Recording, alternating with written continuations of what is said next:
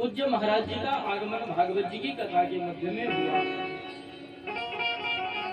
और महाराज सत्संग ही जीव का सर्वोत्तम फल है, जीव का लक्ष्य ही सत्संग है। और माता काली के परम परम उपासक ऐसे दिव्य संत महाराज हमारे बीच में आज पधारे। भगवान की विशेष कृपा हम जीवों पर है।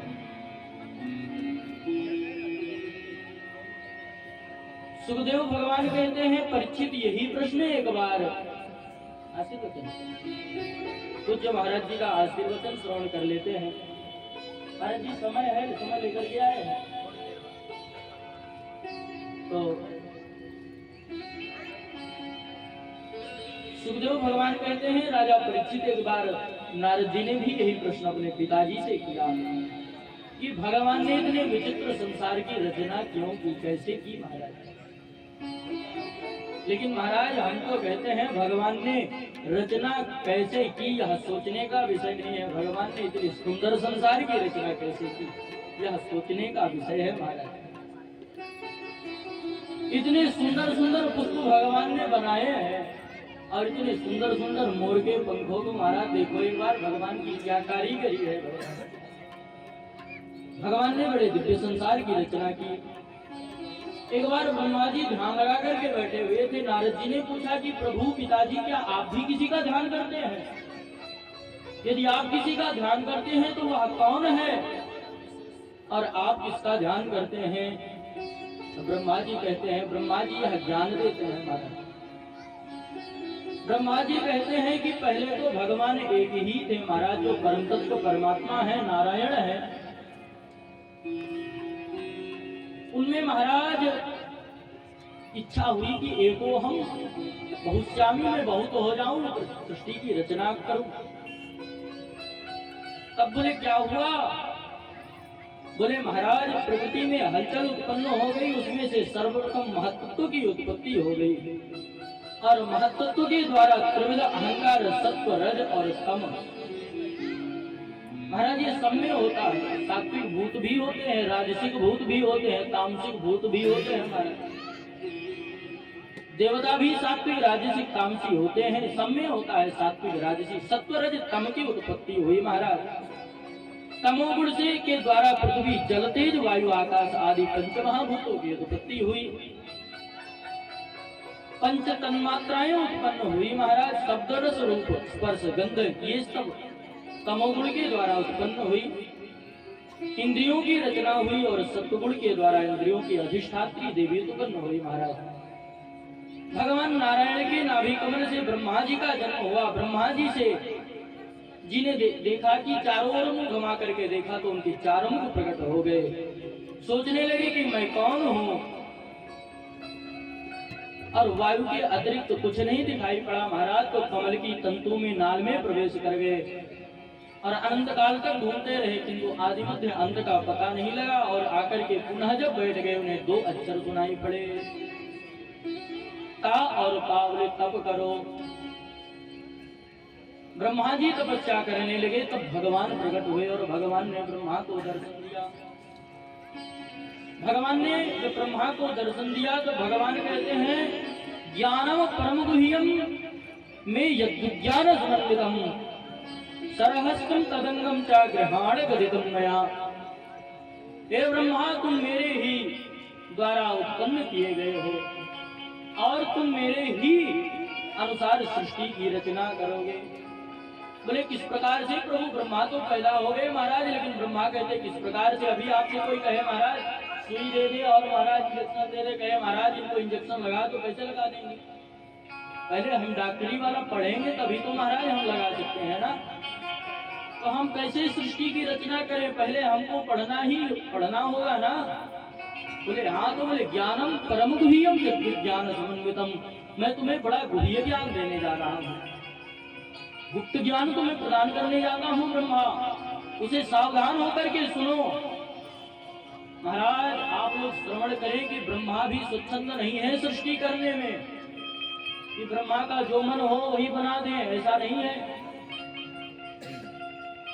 भगवान ने ब्रह्मा को चतुश्लोकी भागवत प्रदान की, वेद प्रदान किए। बोले इन वेदों को पढ़ो। ये क्या है? वो प्रोजेक्ट है पृथ्वी का, इसको पढ़ो, इसके अनुसार पृथ्वी होगी। दिवं च पृथ्वीं चांतरिक्षमतो स्वः। बोले कितना क्या होगा? बोले ग्रह नक्षत्र तारा पृथ्वी जल तेज वायु, यह सब कितना बनेगा सब वेदों में लिखा है। उसी के अनुसार तुम सृष्टि की रचना करो, अपने मन से नहीं कर सकते। हमारा ब्रह्मा भी स्वच्छंद नहीं है सृष्टि करने में। भगवान ने चतुश्लोकी भागवत का उपदेश किया 4 श्लोक में। अहमे वासमे वाग्रे नान्यति यद सत सत्वरम पश्चादहं यदेतच्च यो वसिष्येत सोऽस्म्यहम्। देखो ब्रह्मा, तुम्हें मेरे स्वरूप का ज्ञान मेरी ही कृपा से हो रहा है। अहमे वासमे वाग्रे नान्यत् यदेतत् सत्कर्म। हे ब्रह्मा, जब कुछ नहीं था तब मैं ही विद्यमान था, और जब सब कुछ रहेगा तब मैं ही विद्यमान होऊंगा, और जो कुछ नहीं रहेगा तब भी मैं ही बचूंगा। किस प्रकार से? बोले बनने वाला भी मैं हूँ ब्रह्मा, और बनाने वाला भी मैं हूँ महाराज। और बोले महाराज, जैसे कि आप बन गए तो काम नहीं हो गए महाराज। अभी हमको कोई कहे कि हम आपको कुछ और बना देंगे तो बोले नहीं, भगवान का सत्य संकल्प है। भगवान संकल्प के द्वारा विस्तार करते हैं अपने स्वरूप का। बोले किस प्रकार से? बोले किस प्रकार से महाराज? बोलो जैसे कि आप नेकलेस ले लीजिए, नेकलेस। बोले नेकलेस है, आप वो नेकलेस है, लेकिन उसे सोनी के पास ले जाएं और गला करके दूसरा आकार दे देगा, तब महाराज उसका नाम दूसरा पड़ जाएगा। तो बनने वाले भगवान ही हैं, सब भगवान ही बने हैं, किंतु महाराज नाम भिन्न भिन्न है। अभी हम मनुष्य बने हुए हैं, अभी हम मनुष्य हैं। अभी भगवान कृपा करके कुछ और बना देते महाराज तो हम हमारा वह नाम हो जाता। लेकिन हमारे अंदर जो विद्यमान है, राम जी विद्यमान है, हमारे नारायण विद्यमान है, वही परम सत्य है। भगवान कहते हैं नान्यत् यदेतत् परम पश्चात हम यदेतच्च यो वसिष्येत सोऽस्म्यहम्। जब कुछ नहीं रहेगा तो शिष्येत सोऽस्म्यहम्, मैं ही बचता हूँ। हृदयर्थम यत् प्रतीयेत न प्रतीयेत चात्मनि तद्विद्यादात्मनो मायाम यथा भासो यथा तमः। जो नहीं है वह भी मेरी माया के प्रभाव से दिखाई पड़ रहा है ब्रह्मा। महाराज संसार में सुख है ही नहीं, लेकिन भगवान की माया ऐसी है कि सब संसार में सुख और आनंद ढूंढते फिर रहे हैं हमारे। तेजो वारिमृतां यथा विनिमयो यत्र सर्गो मृषा। भगवान कहते हैं ऋतीर्थम यत् प्रतीयेत न प्रतीयेत चात्मनि। जो है ही नहीं वह भी मेरी माया से दिखाई पड़ रहा है। माया में हमारा 2 शब्द है, माँ माने नहीं, या माने जो है ही नहीं उसी का नाम माया है, माया। और इसी माया में जीव फंसा हुआ है। भगवान कहते हैं उसी परम गुह्य ज्ञान को मैं तुम्हें ब्रह्मा प्रदान कर रहा हूँ। सावधान होकर के सुनो। चतुश्लोकी भागवत का निरूपण किया। भागवत जी में 10 लक्षणों वाली यह भागवत बताई गई है। अत्र सर्गो विसर्गश्च स्थानम पोषणम उदयः। सर्ग विसर्ग स्थान पोषण ऊति मनवंतर ईशान तथा निरोध और आश्रय महाराज यह भागवत के 10 लक्षण बताए हैं। भगवान के परम स्वरूप को जब जान गए ब्रह्मा, तब ब्रह्मा ने सृष्टि का प्रारंभ किया महाराज। सर्वप्रथम ब्रह्मा ने बोले क्या उत्पन्न किया महाराज? ब्रह्मा जी ने 4 ऋषियों को प्रकट किया। बोले उनका नाम क्या है? बोले सनत, सनंदन, सनातन और सनत कुमार को प्रकट किया महाराज। और महाराज जब सनत कुमारों को प्रकट किया, उनसे बोले सृष्टि करो। तब बोले सृष्टि तो हम करें नहीं, हम तो बाबा बन गए महाराज। तो बाबा बन करके निकल गए। एक बार विदुर जी की भेंट हुई मैत्रेय मुनि से। विदुर जी ने सारा मैत्रेय जी ने पूरा वृत्तांत विदुर जी को बताया महाराज, और मैत्रेय जी ने भी गुप्त ज्ञान विदुर जी को प्रदान किया। कहाँ प्रदान किया? बोले हरिद्वार में प्रदान किया महाराज। जो हरि का द्वार है ऐसा हरिद्वार महाराज। हरति जनानाम भक्तानाम पापा है कि हरि, चित्तम भीतम नवनीतम, सब कुछ हरण कर ले, वही तो हरि है महाराज। सनत कुमारों ने मना कर दिया सृष्टि करने से। भगवान ब्रह्मा जी को क्रोध आ गया, प्रकृति से भगवान शिव प्रकट हुए महाराज। शिव शंकर भगवान रो रहे थे, इनका नाम इसलिए बोले रुद्र है। बोले नाम बताओ, काम बताओ, क्या करे? बोले सृष्टि की रचना करो। शंकर जी ने सृष्टि की रचना प्रारंभ कर दी महाराज। डाकिनी, साकिनी, पिशाचिनी आदि महाराज इतनी खतरनाक सृष्टि की। ब्रह्मा जी ने मना कर दिया, रुक जाओ, हमको जो बनाएंगे आप तुम्हारी सृष्टि सब खा जाएगी। शिव जी बोले प्रभु मैं तो यही कहता था पिताजी, आप मुझे मना कर दें, हम तो भगवान के नाम के रसिक हैं, हम तो भगवान के भजन वाले हैं। भगवान शिव भी अपने भगवान के नाम में लगे। अब की बार ब्रह्मा जी ने 10 ऋषियों को प्रकट किया। मरीचि, अत्रि, अंगिरा, पुलस्त्य, पुलह, क्रतु, भृगु, वशिष्ठ, दक्ष और देवर्षि नारद। और महाराज अपनी वाणी से परम सुंदरी कन्या सरस्वती को प्रकट किया और अपनी छाया से महामुनि कर्दम को प्रकट किया। और महाराज यह सब ब्रह्मा जी की मानसिक सृष्टि है। और उसके बाद में विधाता ने अपने वाम अंग से कन्या शतरूपा को प्रकट किया, मनु और शतरूपा महाराज। यही से मानवीय सृष्टि प्रारंभ होती है महाराज। जो लोग हमको मनुवादी कहते हैं, मनु या मनुवादी क्यों? तो महाराज जो मनु जी से सृष्टि चली है वही हम तो मनुष्य, इसीलिए तो नाम पड़ा हमका हमारा। क्यों? क्योंकि महाराज हम मनु जी से प्रारंभ हुए, मनु जी से ही मानवीय सृष्टि प्रारंभ हुई। तो महाराज जो मनुवादी कहते हैं, हम लोग मनु की संतान है। पृथ्वी के प्रथम मनुष्य जो है मनु महाराज, मनु और शतरूपा है, वहीं से मैथिली सृष्टि प्रारंभ हुई। तो महाराज जो कहते हैं हमको मनुवादी, तो स्वयं तो समझने की बात कौन है महाराज। यहीं से मनु मानवीय सृष्टि प्रारंभ हुई। इनके द्वारा 3 पुत्रियों को जन्म दिया गया, आगुति, देवहूति और प्रसूति। और 2 पुत्रों का जन्म हुआ जिनका नाम है प्रियव्रत और तानपाद। पहले बेटियों का वंश बतलाया। जो मझली बेटी है उनका नाम है देवहूति। उनका विवाह महर्षि कर्दम के साथ हुआ। भगवान ने आज्ञा दी कि हे ऋषि तुम विवाह करो। बोले कन्या कहाँ ढूंढेंगे? बोले कन्या तो आ जाएगी यहीं पर जंगल। महाराज मनु आए अपनी पुत्री को लेकर के और जंगल में मंगल किया। महाराज दिव्य भव्य विवाह किया। विवाह की वेला पर महर्षि कर्दम ने एक शर्त रखी कि महाराज पुत्र होते ही बाबा बन जाऊंगा मैं। ठीक है। इधर महाराज जब विवाह हुआ, विवाह होते ही महर्षि कर्दम की समाधि लग गई, अनंत वर्षों तक समाधि में रहे। इधर माता देवहूति उनकी सेवा करती हैं, झोपड़ी चूने लगी। महाराज सांप बिच्छू बिल बना करके वहीं रहने लगे। ये हमारे सनातन धर्म की पतिव्रता स्त्रियां हैं महाराज। एक छत्र सम्राट महाराज मनु की पुत्री है जिनका पूरा विश्व राज्य है, और उनकी पुत्री पति की ऐसी सेवा करती है। पिता के घर नहीं जा सकती थी क्या? लेकिन उसके लिए तो सब कुछ पति ही है महाराज। जब अनंत काल में उनकी समाधि खुली तो अरे देवी आप कौन? भूल गए आप कौन है? बोले याद करो प्रभु आपका विवाह हुआ था एक बार। अरे देवी आप है, क्या स्वरूप बना लिया है? बाल जटा बन गए हैं महाराज, कभी श्रृंगार नहीं किया। क्यों? क्योंकि श्रृंगार तो पति के लिए होता है। देवी जी कहती है पर प्रभु आप तो समाधि में थी, मैं सजती धजती तो किसके लिए? जब विवाह हुआ था तो पूरे मेकअप में आई थी।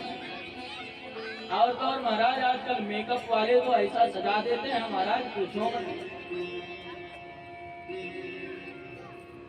महाराज जब विवाह हुआ तब तो मेकअप वाले ने इतना बढ़िया दिव्य श्रृंगार करके बैठा दिया कि दूल्हे राजा गलगल हो गए महाराज।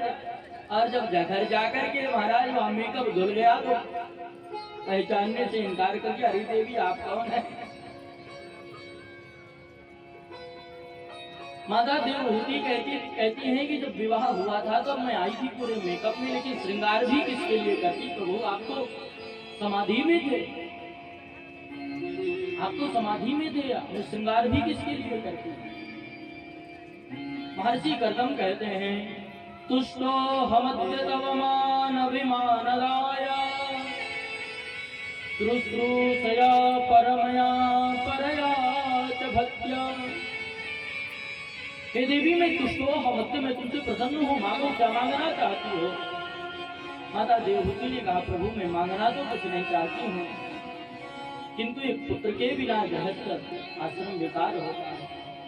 महर्षि कर्दम ने संकल्प किया महाराज कामक विमान प्रकट हो गया। कामक विमान माने जो कामना से चलता है महाराज।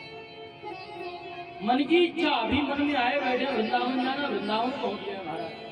हजारों दास दासियां सरोवर आदि का उसमें व्यवस्था है, दिव्य सरोवर था। सरोवर में माता देवहूति प्रविष्ट हुई, हजारों दास दासियां हैं, सभी ने दिव्य श्रृंगार किया। जैसे ही सरोवर में महर्षि कर्दम और देवहूति ने प्रवेश किया 16 वर्ष के दोनों हो गए महाराज दिव्य श्रृंगार करके और कामक विमान में घूमे। कालांतर में 9 बेटियों को जन्म दिया और जब 9 बेटियों का जन्म हो गया महाराज तब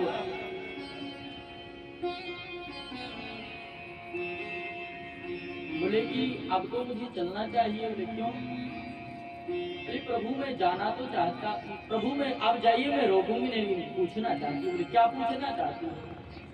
बोले प्रभु किसी प्रकार से यदि हमने इनका विवाह कर दिया, ढूंढ लिया तो महाराज आप चले जाएंगे, मैं स्त्री होकर के कहाँ ढूंढूंगी, इनका विवाह कैसे करूंगी। तब महर्षि कर्दम को स्मरण आया कि भगवान ने तो कहा था कि आप विवाह करो, मैं तुम्हारे घर भगवान बन करके आऊंगा। महाराज अब की बार साक्षात भगवान कपिल गर्भ में पधारे। महाराज दुंदुभिया बजने लगी और भगवान कपिल का प्राकट्य हुआ। बोल कपिल भगवान की। कपिल भगवान का प्राकट्य हुआ। महर्षि कर्दम वन को चले गए महाराज। इधर ब्रह्मा जी दर्शन करने भगवान कपिल का पधारे अपने 9 ऋषि कुमारों के साथ। बोले महाराज आपके पास 9 बेटियां, मेरे पास 9 बेटे, इनका विवाह संपन्न हुआ। महाराज सृष्टि प्रारंभ हुई। बोले सृष्टि कहाँ करे, सृष्टि पृथ्वी तो है ही नहीं। बोले कहाँ गई? बोले सबसे भगवान ने हिरणाक्ष को मार दिया था। महाराज जो हिरणाक्ष नामक दैत्य है वह पृथ्वी को लेकर के गया है। रसातल में पृथ्वी को लेकर के छिपा दिया है उसने। शरण में गए भगवान के। भगवान ने कहा ठीक है कोई बात नहीं है, हम कुछ व्यवस्था करते हैं। ब्रह्मा जी को छीकाई कन्हा सा 12 रूप प्रकट हुआ। देखते देखते विशालकाय हो गया महाराज और समुद्र से जाकर के पृथ्वी को अपने दर्शकाओं पर लेकर के भगवान निकल रहे थे। उस समय देवी पृथ्वी को अहंकार हो गया। थोड़ा सा रसातल में क्या गई, इनको लेकर के आना पड़ा, अवतार लेना पड़ा, शुकर बनना पड़ा इनको। जब पृथ्वी देवी बाहर आई तो चिड़ियों की चहचहाहट हो रही थी। महाराज बोले अरे मैं तो प्रलय में थी, यहाँ क्या है? बोले भगवान ने कहा देवी आप सोचती हैं कि प्रलय हो गया था आपका, लेकिन यह मेरा वृंदावन है। समग्र सृष्टि का प्रलय हो जाता है लेकिन मेरे वृंदावन का कभी प्रलय नहीं होता। वृंदावन के वृक्ष को मरम न जाने कोय, डाल डाल रूपात श्री राधे राधे। देवी पृथ्वी को भगवान लेकर के आए। हिरण्याक्ष नामक दैत्य आया, भगवान से भिड़या, भगवान से भयंकर युद्ध हुआ। भगवान से कहता मेरी पृथ्वी कहाँ ले जाके जा रहे हो? भगवान उससे बोल नहीं रहे हैं, जा रहे हैं। भगवान बोले बात नहीं करना चाहिए मूर्खों से, किंतु महाराज उसने कहा मेरी पृथ्वी है, कहाँ ले जा रहे हो? और महाराज कहा अरे तुम वन में गोचर करने वाले मृग में त्रिकाल संध्या कश्यप नंदन आपकी क्या सामर्थ्य मुझसे बात करने की? भगवान ने कहा सत्यम वयम भो वन गोचरो मृगा युष्मद्विधान मृगये ग्राम सिंहः नामृत्युपाशै प्रतिमुक्तस्य वीरा विकथनं तौ गृहणं समत्र। आपने सत्य कहा श्रीमान, मैं वन में गोचर करने वाला मृग हूँ, लेकिन मैं आप जैसे ग्राम सिंहों को ढूंढा करता हूँ। ग्राम सिंह हमारे गांव का शेर कौन? अभी हमने बताया ना महाराज कि घर में बंधा रहेगा तो बहुत चिल्लाएगा, ग्राम सिंह माने गांव का शेर, महाराज कुत्ता। अरे महाराज को कुत्ता बोलता है। भयंकर युद्ध हुआ। भगवान ने थोड़ी देर खेल खेला और एक तमाचा लगाया कि हिरणाक्ष का सर धड़ से अलग हो गया। और हिरणाक्ष मदन भगवान की, भगवान ने हिरणाक्ष का उद्धार किया, देवी पृथ्वी की स्थापना की। इधर महाराज जब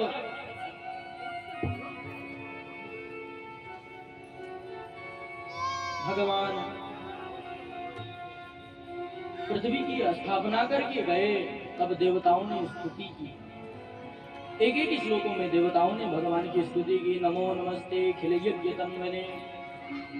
उन्हीं बारह भगवान से जो रोम गिरे वही महाराज कुशा के रूप में परिवर्तित हो गए, इसलिए हम उन्हें पूजन में धारण करते हैं। आज महाराज घर में केवल माता देवहूति बची है और उनके बेटा कपिल बचे हैं। माता देवहूति कपिल भगवान की शरण में जाती हैं। तम कागता हम शरणम शरणं कवेत्य संसार तरो कुठारम् जिज्ञासया प्रकृते पुरुषस्य नमामि सधर्मविदाम्बरीशम्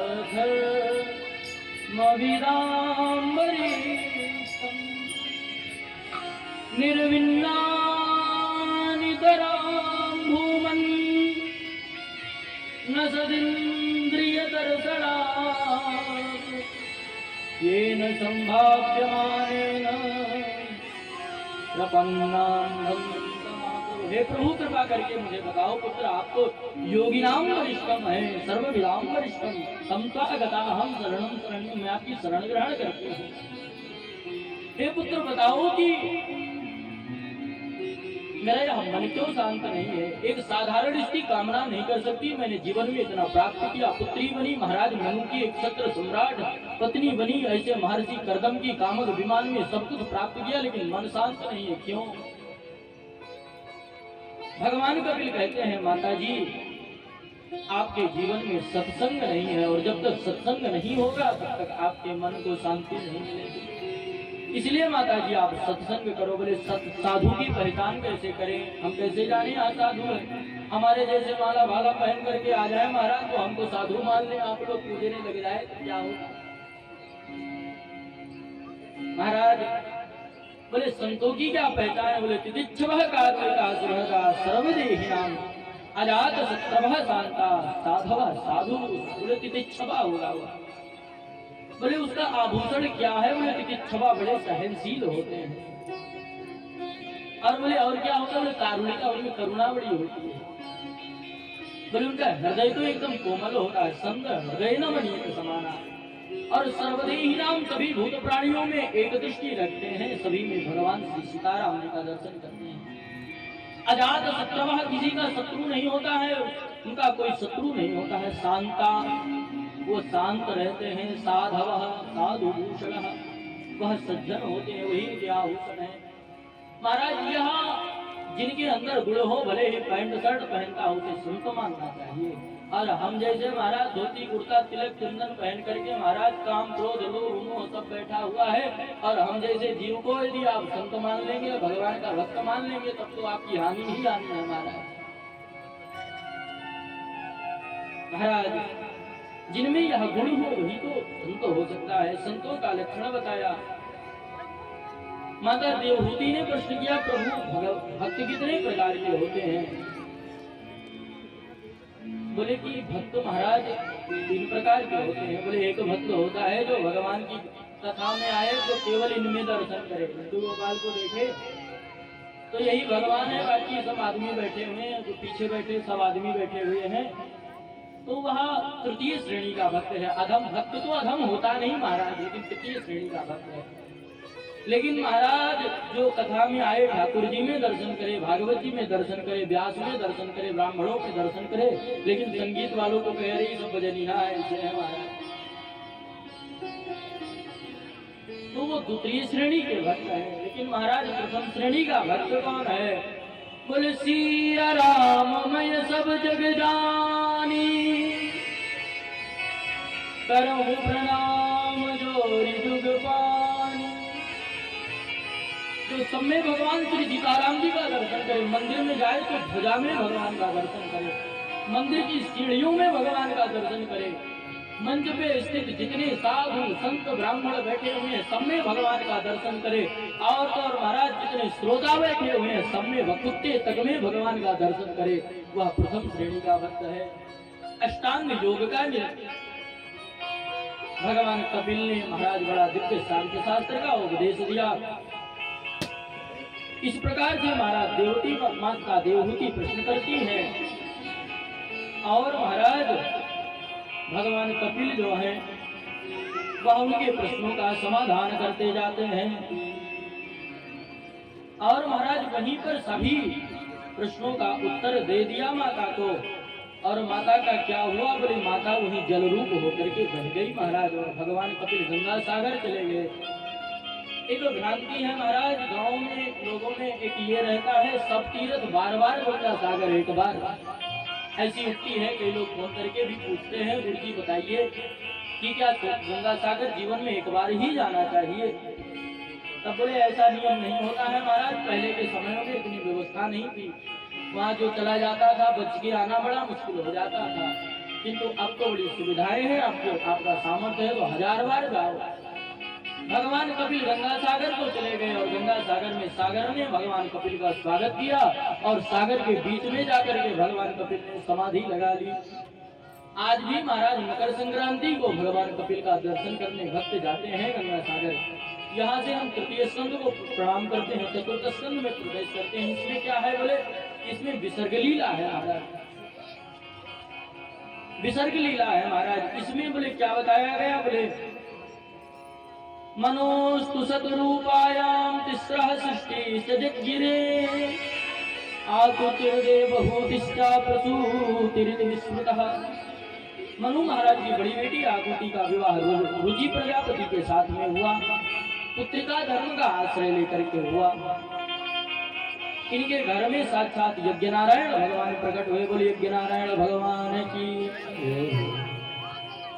महाराज सुखदेव जी कहते हैं महाराज, और उनका विवाह जो है दक्षिणा नाम की कन्या से हुआ, इसलिए बिना दक्षिणा के यज्ञ संपूर्ण नहीं होता महाराज। यज्ञ की पत्नी दक्षिणा है, पुत्र फल है महाराज, यज्ञ में बिना दक्षिणा का यज्ञ पूर्ण नहीं माना जाता है। मैत्रेय मुनि विदुर जी को यह प्रसंग सुनाते हैं, वे बोले विदुर जी देवहूति माँ की जो 9 बेटियां हुए उनमें अनुसुईया का विवाह अत्रि मुनि के साथ हुआ, उनकी कोई संतान नहीं हुई, तो अत्रि ने तप किया,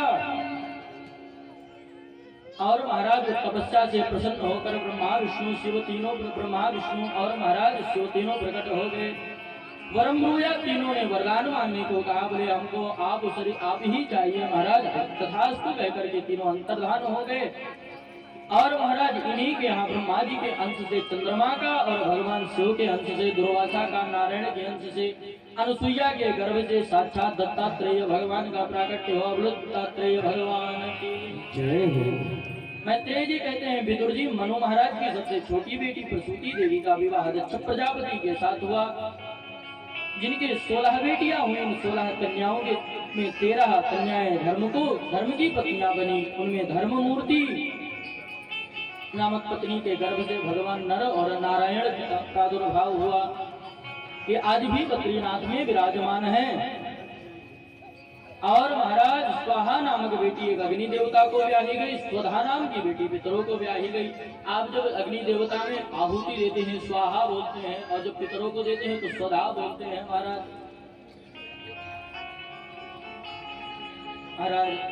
महाराज जी के पास समय कम है, तो पूज्य महाराज जी का आशीर्वचन हम लोग श्रवण कर लेते हैं, क्योंकि संतों के वचन महाराज बड़ी दुर्लभता से प्राप्त हो पाते हैं।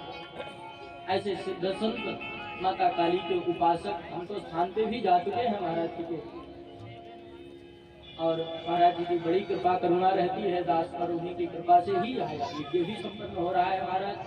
पूज्य महाराज जी का आशीर्वाद हम सब श्रवण कर ले। तत्पश्चात महाराज जी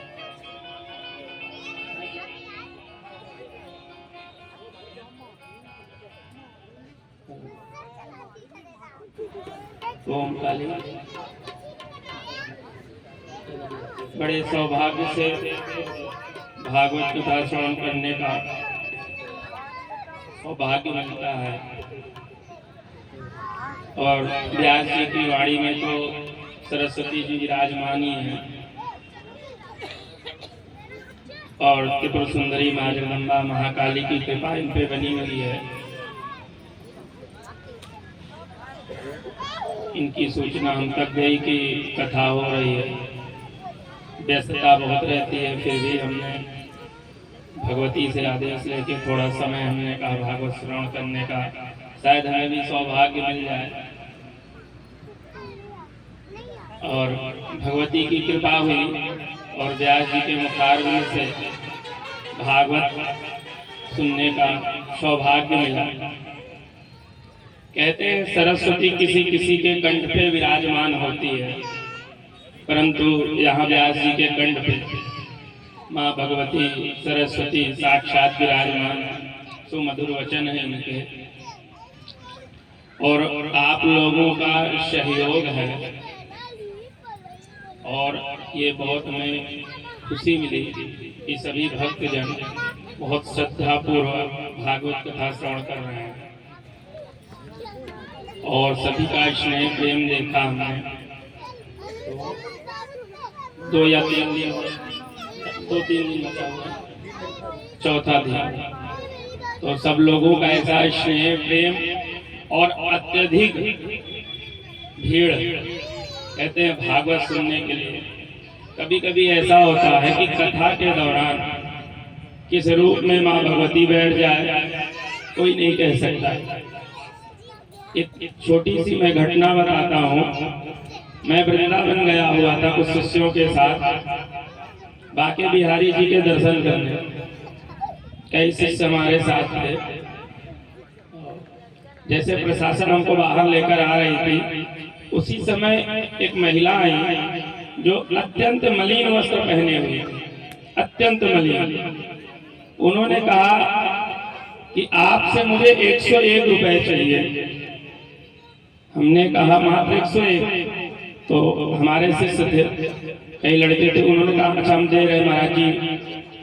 तो उन्होंने कहा नहीं, आप लोगों से नहीं चाहिए, आपसे ही चाहिए, आपसे ही चाहिए और आपसे ही 101 रुपए ही चाहिए और मुझे ऐसा वैसा मत समझो। उन्होंने इशारा किया कि मुझे ऐसी वैसी औरत मत समझो, मैं गायत्री साधक हूँ।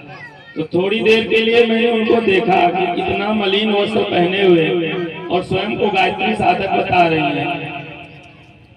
पर उस समय भीड़ अत्यधिक, प्रशासन की भीड़ सब रही, तो अत्यधिक ज्यादा मैं सोच विचार ना कर सका और मैंने अपने बैग से निकाल के 101 रुपए दिया और एक शिष्य को कहा थोड़ा आगे आ जाओ और आंख झपकते ही थोड़ी देर में वो महिला वहां से अंतर ध्यान हो गई। वहां से हमको दिल्ली के लिए निकलना था। मैं रास्ते भर उसी चीज का विचरण सोचता गया कि ऐसा क्या था कि जो हमारे एक व्यासी और मैंने उनसे भी इस चीज का वर्णन किया। उन्होंने कहा क्या पता महाराज जी राधा रानी छल कर गई हो आपसे, दर्शन भी दे गई हो, आपसे छल भी कर गई हो। हमने कहा इसका मैं विचरण करता रहा। जब रात्रि में पूजन में बैठा तो मैंने जब जगत जननी से इस प्रश्न उनके सामने रखा, उन्होंने एक छोटे से मधुर शब्द में बोला कि जिसको दर्शन देना था दे गई और तुझको छल के चली गई। तो शायद उस रूप में राधा रानी ही रही। बाके बिहारी जी के द्वारा हमें दर्शन मिल गया, क्योंकि पहले बाके बिहारी जाने की इच्छा नहीं थी, अचानक मन में आया कि नहीं चलना है। तो इसी कथा के दौरान पता नहीं किस रूप में ठाकुर जी आ जाए, राधा जी आ जाए और कथा के रसिक हनुमान जी आ जाए, कोई कहा नहीं जा सकता। तो ये जगत जननी की कृपा है, ठाकुर जी की। ज्यादा समय हम नहीं दे पाएंगे, इसलिए अपनी वाणी को विराम देते हुए और माँ भगवती के चरणों में अपनी वाणी को विराम देते हैं और आप लोग ध्यान मग्न होकर कथा श्रवण करें। तो कृष्ण कन्हैया लाल की, माँ जगदम्बा महाकाली की, गुरुदेव भगवान की।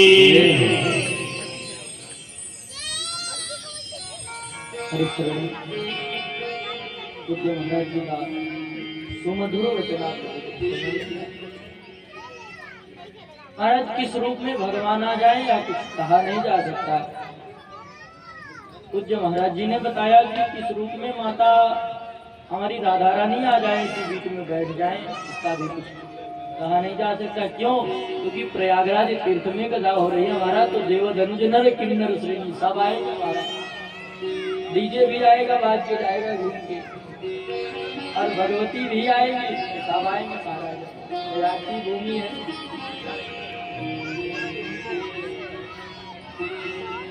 पूज्य महाराज जी का दर्शन दास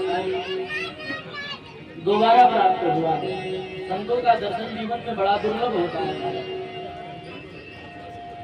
आइए, हम सब ज्यादा समय नहीं है कथा के लिए, अभी चतुर्थ स्कंद पर कथा चली है महाराज। अब हम स्पीड से चलेंगे भागवत जी की कथा में कि महाराज स्वाहा सुधा नामक बेटी महाराज जो सुधा है पितरों को ब्याही गई महाराज, और एक बेटी भगवान शंकर को ब्याही गई जिनका नाम सती देवी था। बोले इनके कोई पुत्र नहीं हुआ। बोले क्यों? बोले कि असमय में इन्होंने देह त्याग कर दिया। बोले या कैसे हुआ? बोले इस प्रकार से हुआ कि एक बार दक्ष प्रजापति बने और प्रजापति ने भगवान शिव का अपमान करने के लिए यज्ञ की रचना की, और उस यज्ञ में भगवान शिव को भाग नहीं दिया, सभी को भाग दिया महाराज। देवी सती बलात् गई। सभी लोग बैठे रहे, अब व्यवस्था नहीं होगी, वहीं से प्रणाम कर सकते हैं आप भगवान को।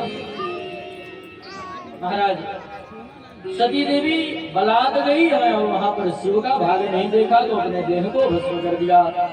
भगवान शिव को क्रोध आया, वीरभद्र को प्रकट कर दिया, यज्ञ विध्वंस करा दिया। सभी देवता भगवान की शरण में गए, भगवान शिव की स्तुति करते हैं।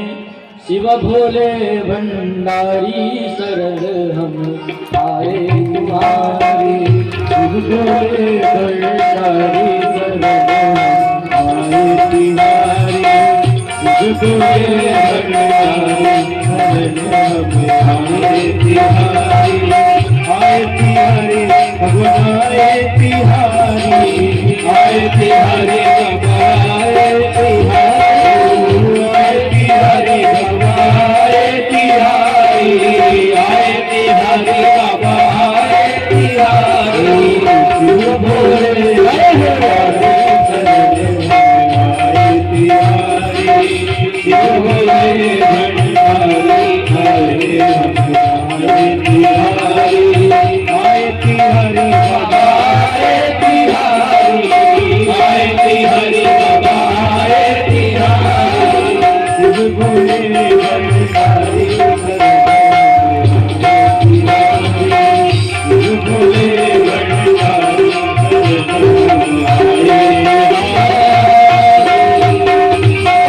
भगवान की। महाराज शिव जो है समेरुष्टा भगवान को प्रसन्न हो गए। नील सरोवर नील तनु नील नील रहस्याम।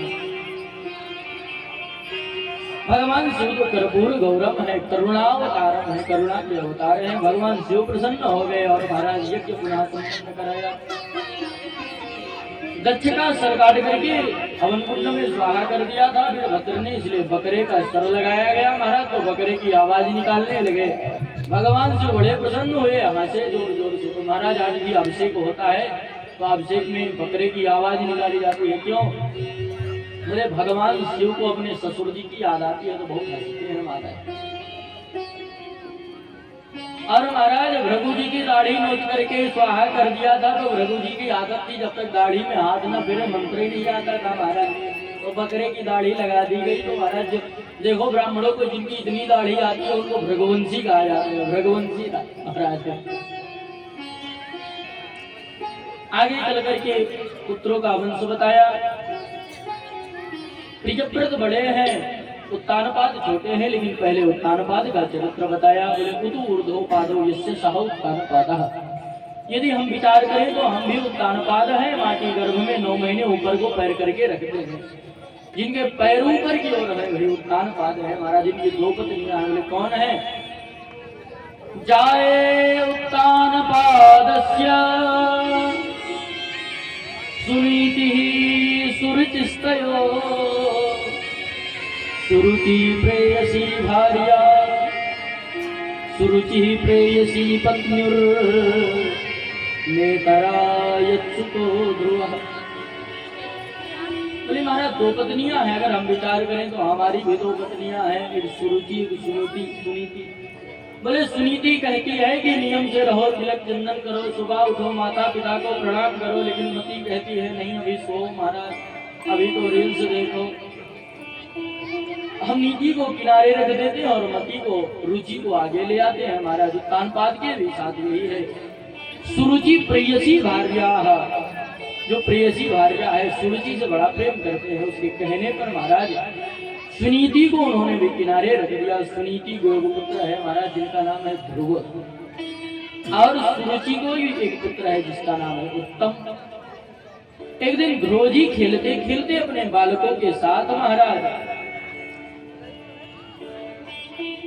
महाराज राज्य में गए, महल में गए, तो महल में देखा तो मित्रों से बताया देखो मेरे पिताजी सिंहासन पर बैठे हैं। मित्रों ने कहा क्या मजाक करते हो, तुम्हारे पिता अगर राजा होते तो तुम क्या घर के बाहर रहते। ध्रुव जी दौड़ करके गए, पिता की गोद में बैठ गए, किंतु महाराज उनकी माँ आ गई, छोटी माँ आ गई महाराज, जिनका नाम है सुरुचि। उन्होंने उतार दिया और कहा तपसा राध्य पुरुषम तस्यैवानुग्रहेण मे गर्भे त्वं समादाय आत्मानं यदि इच्छसिर्वासनं यदि नवासनम इच्छति। यदि तुम्हें इस राजा की आसन की इच्छा है तो जाओ पहले भगवान की आराधना करो, भगवान प्रकट हो, और जब भगवान प्रकट हो जाए तो उनसे वरदान मांगो कि हमारे गर्भ से जन्म लो। तब महाराज सुरुचि ने यहाँ पर भगवान से भी ऊंचा अपने गर्भ को बता दिया महाराज।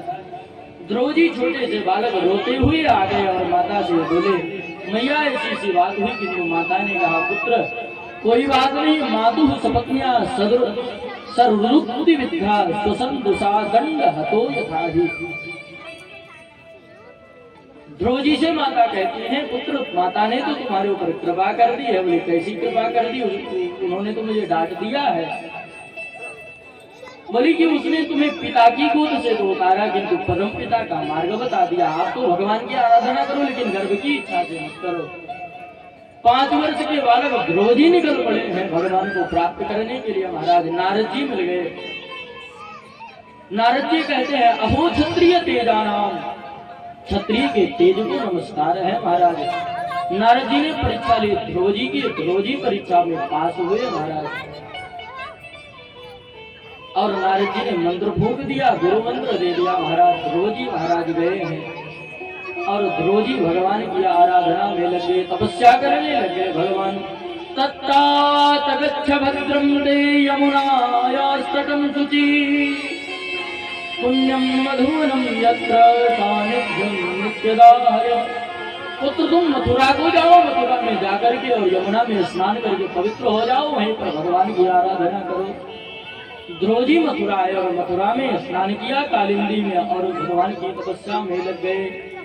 और महाराज त्रिरात्रि कवित्व बदरासना 3 दिन में एक बार फलाहार करते हैं, 3 दिन तक बिल्कुल निराहार रहते हैं महाराज। धीरे धीरे जैसे ही यह नियम बीता, कुछ दिन नियम और कठोर कर दिया। द्वितीयम च तथा मासम षष्ठे षष्ठेर भको दिने, 6 दिन में एक बार तृणादि घास खा लेते हैं, फिर भगवान का भजन करते हैं।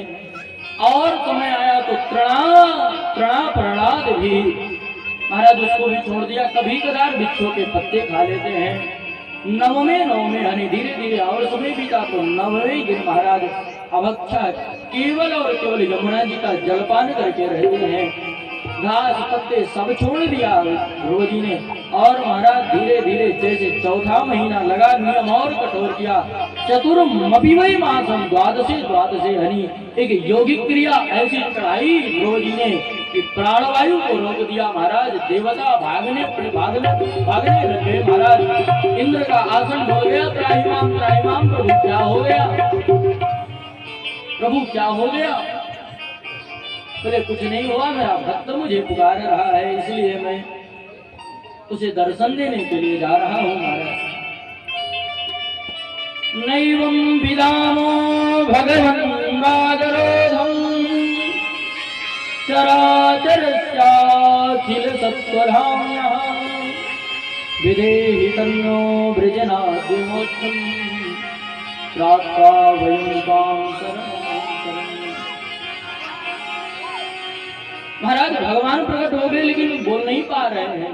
रोज क्योंकि पढ़ाई लिखाई तो कुछ करी नहीं, भगवान को देख लिया तो ऐसे देख रहे हैं। गुरु जी ने तो बताया नहीं था कि भगवान मिलेगा तो क्या बोलना है, लेकिन भगवान की ऐसी कृपा। मूकं करोति वाचालं पंगुमलंघयते गिरिं यत्कृपातमहं वन्दे परमानंदमाधव। भगवान की कृपा हो जाए महाराज तो लंगड़ा बड़े से बड़े पर्वत को लांग जाता है, गूंगा अच्छे स्वर में बोलने लग जाता है। भगवान की कृपा हो जाए। भगवान ने अपने पांचजन्य संघ का स्मृत करा दिया कपोल से। सोई वाणी जाग गई तो रोजी की दिव्य स्तुति करने लगे। योऽन्तः प्रविश्य मम वाचमिमां प्रसुप्तां संजीवयत्यखिल शक्तिधरः स्वधाम्ना अन्यास्तहस्तचरणश्रवणत्वगादीन् प्राणान् नमो भगवते पुरुषाय तद्भक्। हे प्रभु आपको नमस्कार है। योगः प्रविश्य मम वाचमिमां प्रसुप्तां। हे प्रभु मेरी जो सोई हुई वाणी थी यो अंतः प्रविश्य मेरे अंदर आप ही प्रवेश कर गए हैं और आप ही बोल रहे हैं महाराज। मेरी सोई हुई वाणी को प्रभु आपने जगा दिया है। और तो और प्रभु अन्यास्त हस्त श्रवणत्वगादीन् आपका जो हस्त कमल है, आज वो पंचजन्य संघ है, आज स्पर्श हो गया मेरे गाल से, सभी वेद वेदांत कंठस्थ हो गए। हे प्रभु जब प्रलय काल आता है एतद कल्पांत एतद अखिलम जठरेण गंढन। हे प्रभु जिस समय प्रलय काल आता है समग्र सृष्टि को आप एकत्रित करके अपने उदर में विलीन कर लेते हैं। उस समय प्रभु ऐसे प्रभु को मैं नमस्कार करता हूँ महाराज। भगवान ने ध्रुव जी को हृदय से लगा लिया और ध्रुव जी से वरदान मांगने को कहा, क्योंकि ध्रुव जी के मन में तो कोई इच्छा नहीं है, किंतु भगवान ने कहा कि हे ध्रुव तुम राज्य की इच्छा लेकर के आए हो, इसलिए जाओ तुम राज्य करो। इधर महाराज ध्रुव जी चले, इधर उत्तानपाद दिव्य स्वागत किया महाराज ध्रुव जी का। ध्रुव जी आए 36,000 वर्षों तक राज्य किया ध्रुव जी ने। 36,000 वर्षों के बाद महाराज उत्तम एक बार भिड़ गया, यक्षों से भिड़ गया। यक्षों ने महाराज मार दिया उत्तम को। क्रोध आ गया ध्रुव जी ने धनुष बाण उठा लिया, हजारों यक्षों का वध कर दिया। महाराज मनु प्रकट हुए, उन्होंने समझाया कि यह साधु पुरुषों का लक्षण नहीं है। ध्रुव जी रुक गए महाराज। मृत्यु के सर पर पैर रख के ध्रुव जी जा रहे हैं। दिव्य रथ विमान प्रकट हुआ और मृत्यु प्रकट हो गई। प्रभु मुझे भी स्वीकार करो। चरण सर झुका करके मृत्यु बैठ गई। मृत्यु के सर पर चरण रख करके ध्रुव जी रथ पर आरूढ़ हो गए। ध्रुव जी जा रहे थे, बोले मेरी माता कहाँ है? बोले माता तो आगे हैं महाराज। जननी तो आगे जा रही थी महाराज ध्रुव जी की। आज ध्रुव जी ध्रुवलोक में, आज भी महाराज वैकुंठ से काशी में ध्रुवलोक है, उसी में ध्रुव जी विराजमान है। इन्हीं के वंश में आगे चल के महाराज अंग हुए। अंग को कोई पुत्र नहीं हुआ, यज्ञ किया महाराज। यज्ञ नारायण प्रकट हुए, चरु समर्पण किया। इनकी पत्नी जो थी मृत्यु की बेटी सुनीता के साथ इनका विवाह हुआ था महाराज, तो इनके गर्भ से बेन का जन्म हुआ। अब महाराज बेन जो था वो नाना के यहाँ रहा, तो नाना के यहाँ देखता था जो आ रहा नाना मार दे रहे, नाना मार दे रहे महाराज उसको। उसमें बुढ़ा गए, बड़ा दुष्ट दुराचारी निकल गया, बच्चों को खेल खेल में मार देता है, बहुत दुष्ट निकल गया। पिता ने समझाने का प्रयास किया, माता ने पक्ष ले लिया महाराज। कई बार ऐसा होता है कि पिताजी पुत्र को डांटे तो माताएं खड़ी हो जाती है, हाथ मुंह लगा देना हमारे बेटे। महाराज ऐसे ही वह बिगड़ गया और जब देखा कि नहीं हमसे संभल रहा है, तो राजा अंग जो साधु पुरुष होते हैं महाराज वह रात्रि में चले गए कहीं, और सभी ने ढूंढा नहीं मिले, तो राज्य में अराजकता फैल गई। बिना राजा का राज्य महाराज चोर डकैत सब हो गए महाराज। बोले अब क्या करें? तो बोले यही एक चारा है, बेन को राज्य गद्दी पर बैठा दिया। बेन महाराज जैसे ही राजा बना, उसने महाराज नियम लगा दिया न यष्टव्यम न दातव्यम न होतव्यम दुराग्रह, न कोई दान देगा, न यज्ञ करेगा, न कोई कथा होगी, न भजन होगा, कुछ नहीं होगा। हाँ, हवन करना है तो हमारा करो, बेना स्वाहा। और महाराज यदि कुछ भी करना है तो हमारे नाम से करो, सीधा बात। और हमारे राज्य में एक ही दंड है, आप कोई भी अपराध करेंगे एक ही दंड मिलेगा, वो है मृत्यु दंड, तुमको मार दिया जाएगा। ऋषियों ने सोचा कि चलो चल के समझाते हैं। ऋषियों ने समझाया महाराज, किंतु नहीं माना। ऋषियों ने हुंकार मारी, हुंकार मात्र से बेन वहीं पर मर गया महाराज। फिर से अराजकता फैल गई। ऋषियों ने सोचा अब क्या करें, बोले मंथन किया जाए, इसका जंग होगा। मंथन किया महाराज, पहले चरणों का मंथन किया तो उसमें से निषाद उत्पन्न हुआ। उसको कहा गया निषिद्ध, माने बैठ जाओ, तो उसका नाम ही निषाद हो, अपना नाम समझ लिया। काला काला छोटे छोटे हाथ है, बड़ा सा पेट है, छोटा सा उसका सिर है महाराज। यही से निषादों की उत्पत्ति हुई। और जब भुजाओं का मंथन किया तो दाहिनी भुजा से भगवान पृथु और वाम भुजा से महाराज देवी अरुचि प्रकट हुई। बोल भगवान पृथु की। भगवान पृथु का प्रादुर्भाव हुआ महाराज। भगवान पृथु जब प्रकट हुए, सूतमागर बंदी जनों ने उनका दिव्य यशगान किया। कि तो भगवान पृथु ने कहा अभी तो हमने कुछ किया नहीं, तो कौन सा यशगान आप कर रहे हैं महाराज। महाराज भगवान पृथु ऐसे राजा हुए जिनके राज्य में पृथ्वी भी अनुशासित हुई। इसके पहले वसुधा आदि नाम थे पृथ्वी के, यहीं से नाम पृथ्वी का पृथ्वी पड़ा रहा है। आगे चल करके पृथ्वी ने सभी रत्न छिपा लिए अपने गर्भ ने। भगवान पृथु ने अपने शस्त्र ग्रहण, वसुधे त्वाम हनिष्यामि, हे पृथ्वी तुम्हें मैं मार दूंगा। पृथ्वी भागी महाराज, किंतु कहां तक भागती, रुक गई। भगवान पृथु ने पृथ्वी से दोहन किया महाराज। देवताओं ने इंद्र को बछड़ा बनाया और इंद्र को बछड़ा बना करके देवताओं ने अपने योग्य सुरादि का दोहन कर लिया महाराज। दैत्यों ने प्रहलाद को बछड़ा बनाया तो मदिरादि का दोहन किया। सभी ने अपने अपने योग्य की वस्तुओं का दोहन किया महाराज। महाराज पृथु ने यज्ञ किया, 99 अश्वमेध यज्ञ किए, और 100वां यज्ञ होता तो इंद्र उसमें घोड़ा चुरा करके ले जाता महाराज, और पकड़ पकड़ के लाते। जो इनके पुत्र हुए श्री पृथु जी के, उनका नाम पड़ा विजेताश्व पड़ा महाराज। इंद्र को जिन्होंने जीता और अश्व जीतने के कारण उनका नाम पड़ा विजेताश्व। इंद्र भेष बदल बदल करके आता, कहीं बाबा बन करके आता, कहीं बैरागी बन के, कहीं नागा बन के आ जाता महाराज। यहीं से जो पाखंडियों की परंपरा वहीं से प्रारंभ हो गई गुरुदेव भगवान। इंद्र जैसे कि महाराज नकली वेश धारण करता है, उसे छोड़ देता है। जब विजदास को दौड़ाते हैं तो उसी को कुछ लोग धारण कर लेते हैं, क्यों? क्योंकि शब्दों की बड़ा मान होता है महाराज। ब्राह्मणों ने कहा अब की बार कोई बात नहीं है, इंद्र को पकड़ने मत जाओ, हम यहीं बुलाते हैं महाराज। इंद्राय स्वाहा शुरू किया, मंत्र से मंत्रों का प्रारंभ किया। इंद्र का सिंहासन उठ करके चल दिया महाराज। स्वाहा होने की अभी इंद्र को खत्म कर दे रहे हैं हम। मंत्रों में बड़ी सामर्थ्य होती है हमारा। दैवाधीनम जगत सर्व मंत्राधीनाच देवता, ते मंत्रा ब्राह्मणाधीनम तस्मात् ब्राह्मण देवता। हमारा देवताओं के अधीन पूरा जगत है यहाँ।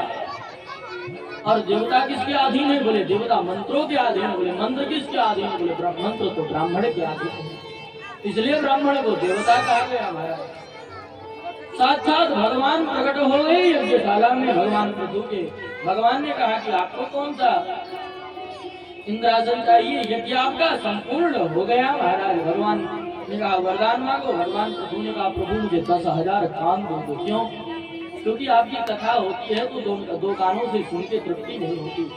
10,000 कान दे दो कि कहीं भी महाराज पृथ्वी पर नहीं आपकी कथा हो तो मेरे कानों में जरूर सुनाई पड़े। भगवान ने आशीर्वाद दिया और अंतर्धान हो गए महाराज। मैत्रेय जी कहते हैं विदुर जी इन्हीं के वंश में महाराज प्राचीन बरही हुए। प्राचीन बरही महाराज जिसे ज्ञान पंचाध्याय कहते हैं, इनका मूल नाम बरहिषद था।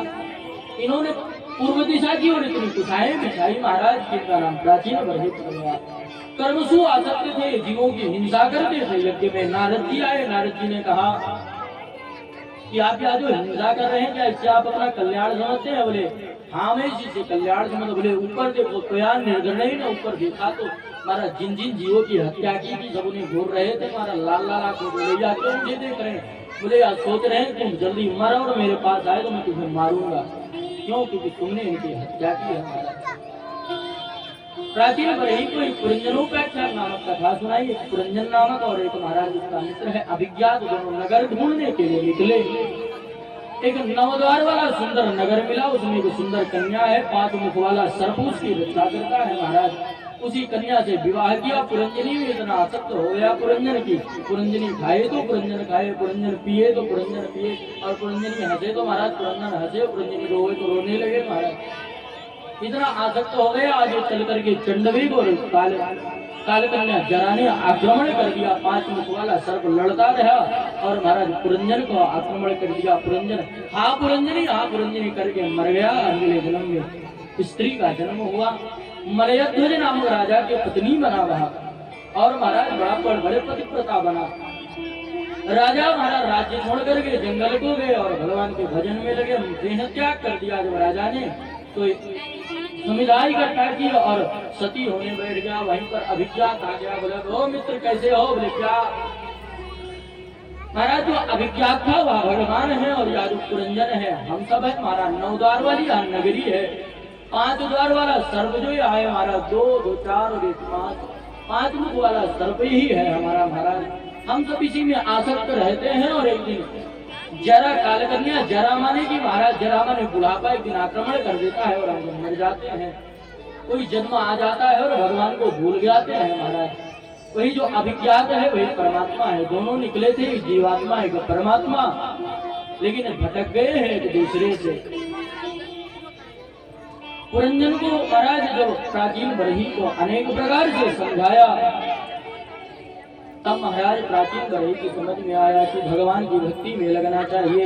इन्हीं के 10 बेटा प्रचेतागढ़ हुए। महाराज उन्होंने तपस्या करके हरि और हर को दोनों को प्रसन्न कर लिया।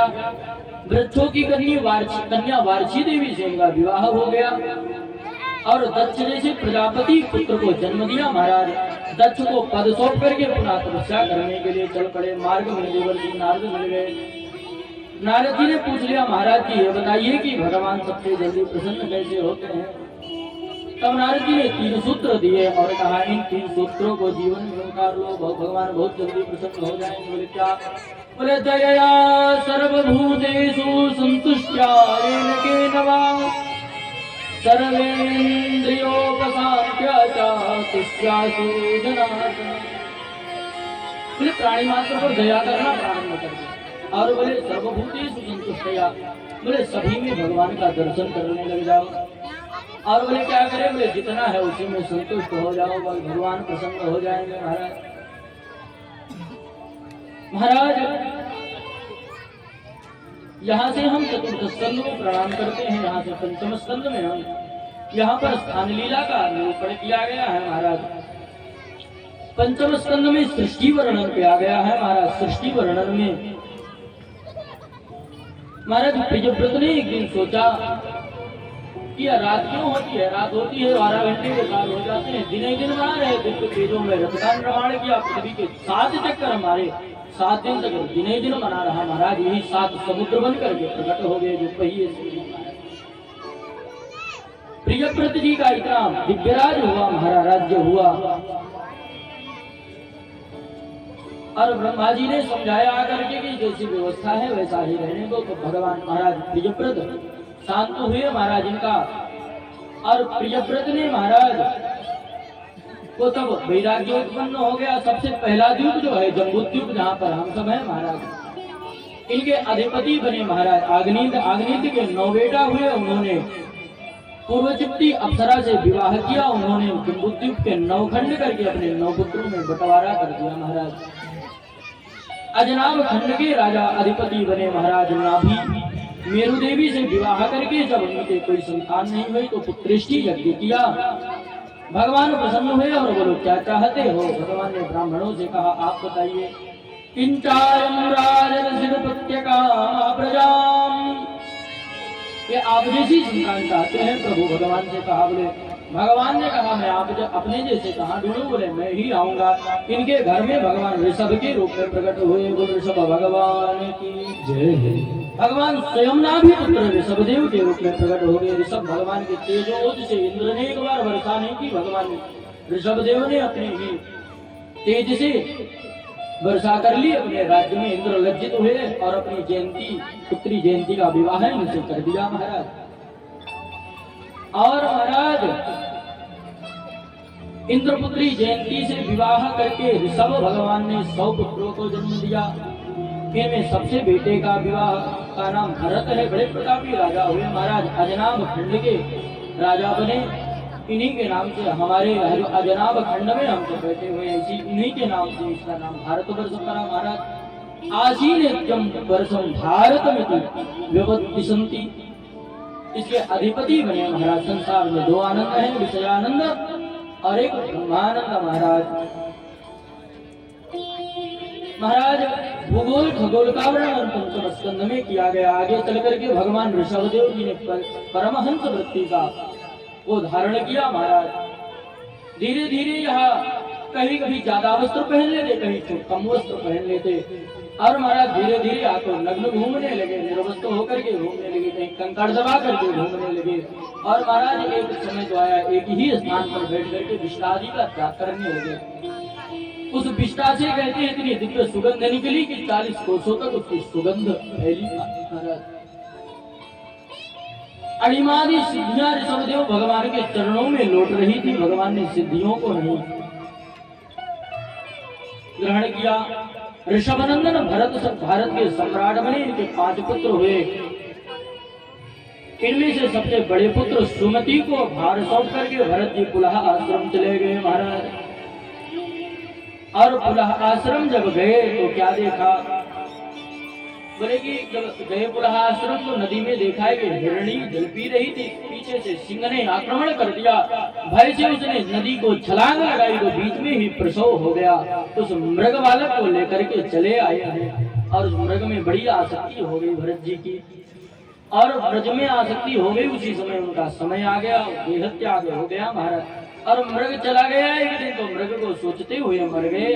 तो अगले जन्म में मृग बन गए, फिर पुनः आश्रम आ गए। चिंतन बना रहा, इनका भूला नहीं किया कौन है महाराज। शरीर को ढोया, दोबारा मरे महाराज। तो अपनी दोबारा अंगिरा गोत्र उत्पन्न को ब्राह्मण हुए। इनका नाम जड़ भरत पड़ गया महाराज। अब की बार भी इनका नाम भरत है। तीनों जन्म में नाम भरत हो गया। पिताजी ने यज्ञोपवीत संस्कार कराया तो जनेऊ भांग लिया, कुछ कोई नियम नहीं करते हैं। गायत्री मंत्र याद कराया, उसको भी नहीं याद किया। किसी से कुछ बोलते नहीं महाराज। जब तक पिताजी रहे तब तक सेवा हुई घर में। उसके बाद भाभी बचे, भैया बचे। अब भाभी भैया कभी ज्यादा खाना बच जाता तो ज्यादा दे देते, कभी कम बचता तो कम दे देते महाराज। माताओं ने कहा चलो अच्छा कुएं से पानी निकालो, तो या तो भगवान के भजन में मस्त रहे। इतना पानी डालते गए निकाल के पूरा आंगन भर गया। बोले घर के काम के योग्य नहीं, इसे खेत में बेचो। खेत में टीना लगा दिया कि जब कुछ पक्षी आए तो इसे बजाना, वो बजाते लग गए महाराज। अब जब आए तो बजाओ तो भगेंगे महाराज। अब तो बजा रहे हो लगातार। उन्होंने सोचा कोई म्यूजिक बज रही है जो चल रहे हैं आप लोग महाराज। अभी यहीं पर एक कुत्ता खड़ा हो और तबले वाले भैया पीट दे एक बार, भग जाएगा। और जब बज रहा है बढ़िया भाव से, तब तो आ जाएंगे, सब और आ जाएंगे महाराज।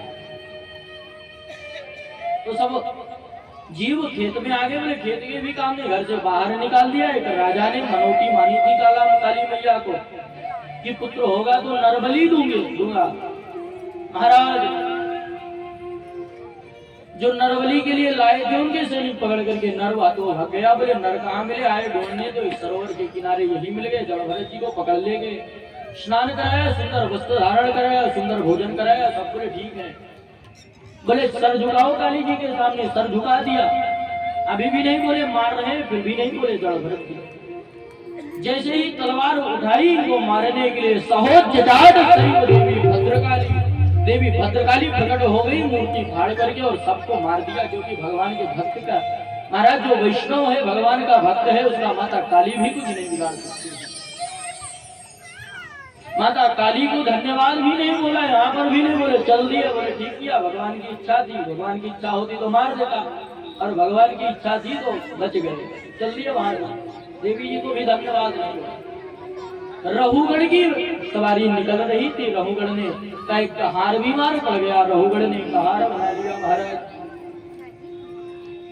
भरत जी को। भरत जी जब कहा तुम कोई डोली लेकर के चलते हैं तब जब कोई चींटी आती है उछल करके आगे कूद जाते हैं। बोले मतवाला तू कहाँ जा, ऐसा दंड दूंगा कि 7 जन्म तक नहीं बोलेगा। यहाँ पर जड़ भरत जी बोले हैं, क्यों बोले? क्योंकि जो यह रहुगढ़ था या महाराज भगवान का भक्त था, सत्संग करता था, कहीं यह ब्राह्मण की निंदा न करते, ब्राह्मण का अपराध न करते, राज्य के मत में किसका अहित हो जाए। जिस प्रकार से मेरा 3 जन्म बिगड़ गया, इसका जन्म ना बिगड़े, इसलिए आज बोले राजा त्वयोदितं व्यक्तम विप्रलब्धम भरतुः समेस्यादधि वीर भारत। तुमको क्या लग रहा है तुम मुझे दंड दोगे? किसे दंड देने की बात कर रहे हो? तुम तो शरीर को दंड दे सकते हो। अरे बाहर जान रहे हो कि हम लाद के चल रहे हैं, तो हम नहीं लाद के चल रहे हैं, हमारे अंदर जो परमात्मा है वही लाद के चल रहा है। रहुगढ़ ने तर्क किए, महाराज जड़ भरत जी ने उनके तर्कों के उत्तर दिए और अंतिम में भगवान के परम पद को प्राप्त किया। महाराज प्रियव्रत के वंश के अंतिम राजा महाराज विरज हुए। जिस प्रकार देवताओं की शोभा भगवान विष्णु की आभा प्रभा से है, उसी प्रकार प्रियव्रत वंश की शोभा भी महाराज विरज से है। सुयश से इनके वंश को विभूषित किया। महाराज भूगोल खगोल का वर्णन बताया। भूगोल खगोल के वर्णन में बोले कि भगवान 7 लोक हैं, ऊपर हैं 7 लोक नीचे हैं। भू भू अस्वाहा महाजन तप सत्य, 7 लोक ऊपर हैं और नीचे भी 7 लोक। ऊपर के 3 लोकों में जो महाराज भू भू अस्वाहा 3 लोकों में सूर्य की व्यवस्था है, लेकिन जो नीचे 7 लोक हैं उनमें सूर्य की व्यवस्था नहीं है। बड़े बड़े सर्प रहते हैं, उनके माथे पे मणि रहती है, उन्हीं मणि से प्रकाश होता है। डरते किसी से नहीं, इंद्र से भी नहीं डरते महाराज। जब भगवान का सुदर्शन जाता है तभी डरते हैं। भूगोल खगोल का बड़ा वर्णन विस्तार है भागवत जी में। और इसी विस्तार में भगवान सुखदेव कहते हैं, हे परीक्षित, पृथ्वी से 99,000 पृथ्वी से दक्षिण दिशा में 99,000 योजन दूर नरक है। 28 नरकों का वर्णन किया, जो दूसरों के पुत्र स्त्री आदि का हरण करते हैं, उन्हें कामेश्वर नामक नरक में पटक दिया जाता है। इतने भयानक भयानक नरकों का वर्णन किया। परीक्षित कांप गए, बोले प्रभु कोई उपाय नहीं है इन नरकों से बचने के लिए? बोले है एक उपाय है। बोले क्या? महाराज अगर कुर्ते में दाग लग जाए तो 2 उपाय है, या तो बढ़िया सा सरफ साबुन ले आओ, घर में साफ कर लो, या तो धोबी को दे दो महाराज। महाराज घर में साफ कर लोगे तो ठीक से साफ हो जाएगा, और धोबी को दोगे तो धुलाई कम होगी, धुलाई ज्यादा होगी। बहुत बुरी तरीके धोते हैं धोबी कपड़े। तो बुद्धिमानी यह है कि जो पाप बन गए हैं उनकी हम केचित केवलया भक्त्या वासुदेव परायणा अयं गुणवन्तिकास्मे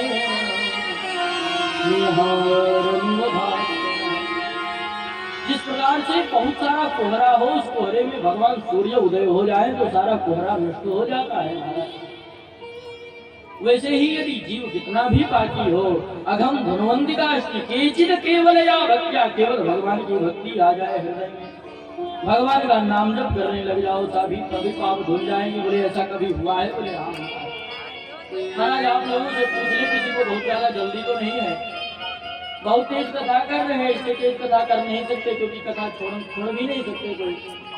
भागवत जी की कथा विशाल है महाराज, कम से कम किसी को जाना तो नहीं है ना, बढ़िया से आराम से चले बढ़िया कथा। वैसे भी स्पीड में चलेगी तभी पहुंचेंगे, जन्म कराना है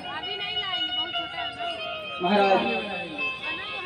बोले हाँ हुआ है। बोले क्या? बोले कालकुब्ज नामक ब्राह्मण था, कान्य दुज्जे दुजह कश्चिदासी पतिरजामिलः नाम्ना नष्ट सदाचारो दास्याह संसर्गतु। एक अजामिल नाम का ब्राह्मण था, बड़ा ही धर्मनिष्ठ था, संध्योपासन करता था। अग्निहोत्र के लिए लकड़ी लेकर संधा लेने के लिए जंगल गया, एक वैश्या को देख लिया, जो वैश्या वृत्ति में महाराज आसक्त हो गया, वैश्या को घर ले आया, महाराज 10 पुत्रों को जन्म दे दिया। और महाराज 10 पुत्रों को जन्म दे दिया तो एक दिन संत पधारे, संतों ने कहा कि मेरे कहने से अब की बार जो आपकी पत्नी गर्भवती है इसका नाम नारायण रख देना पुत्र का। महाराज बोले इनका क्या नाम? महाराज किसी का हाकिम, किसी का जालिम, किसी का टिंकू, किसी का पिंकू, किसी का चिंटू, महाराज अनेक नाम रखे हैं, किसी नाम का कोई अर्थ नहीं है। अब की बार नारायण नाम रख दिया, उसमें बड़ी आसक्ति हो गई है जामिल की महाराज मृत्यु का समय आए, जमदूत आ गए, दूरे क्रीडन का सकता पुत्र नारायण आ गए। दूर क्रीड़ा में आसक्त पुत्र नारायण को नारायण पुत्र बचाओ, नारायण के दूत आ गए। महाराज धक्का मार दिया, हट जाओ यहाँ से, या तो मेरे प्रभु को पुकार रहा है। बोले ये आपके प्रभु को नहीं पुकार रहा है, अपने पुत्र को पुकार रहा है। बोले आपके पुत्र का नाम कब पड़ा? बोले अभी 4 से 10 साल पहले। बोले मेरे प्रभु का नाम तो अनंत काल से है। सांकेत्यम पारिहास्यम वा शोभम हेलन में होगा, वैकुंठ नामक ग्रहण हमेशान में होगा। आप संगीत में नाम ले लीजिए भगवान का, आपका उद्धार हो जाए। पारिहास्यम हंसी मजाक कर रहे हैं, भगवान का नाम ले लो, आपका कल्याण हो जाएगा। शोभम आलस्य में जमाई आती है, ऐसे आ करके रह जाते हैं हमारा, जिसी में राम कह सकते हैं, आपका कल्याण हो जाएगा। तो वो हेलन किसी की आप निंदा कर रहे हैं महाराज, उसमें भी यदि भगवान का नाम ले लिया आपने तो कल्याण करेगा। भाय तु भाय अनक आलसा, भाय तु भाय अनक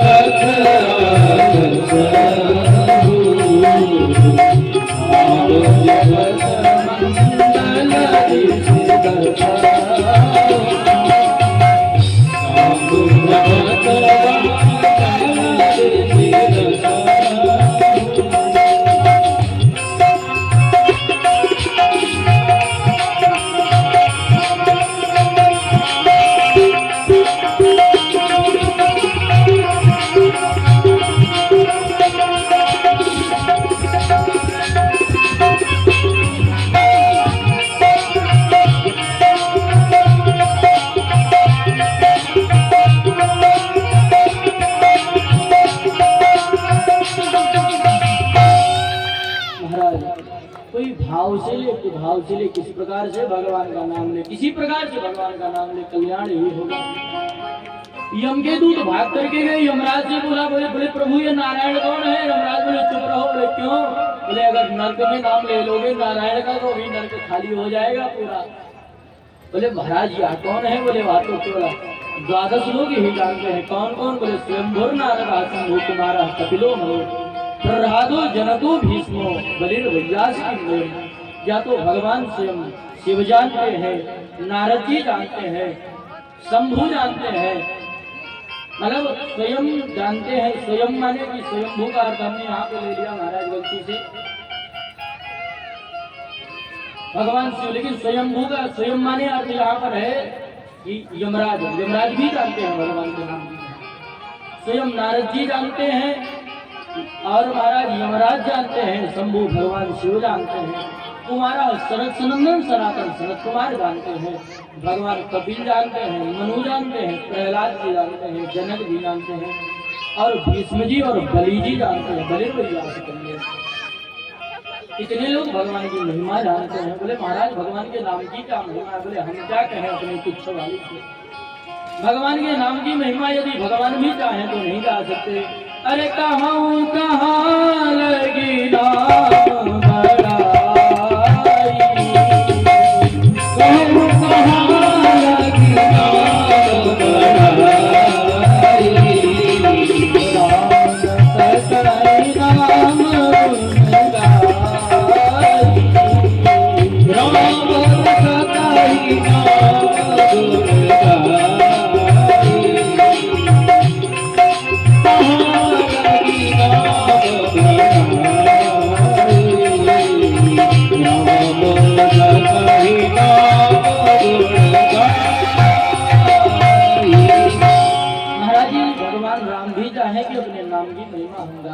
समर्थ नहीं है भगवान के नाम में। यमदूतों ने कहा चल प्रभु बता दो कि मैं किसको लेने जाऊं, क्योंकि आज तो मार खा के आगे पता नहीं कहाँ मार खाना पड़े हमको, इसलिए बता दो कहाँ जाना है कहाँ नहीं जाना। बोले ठीक है। यहाँ पर यमराज जी बता रहे हैं कि इनके लक्षण किनको लाना है। बोले बोले जिह्वा नवक्ति भगवद गुण नाम धेयम् चेतश्च न स्मरति तच्चरणारविन्दम्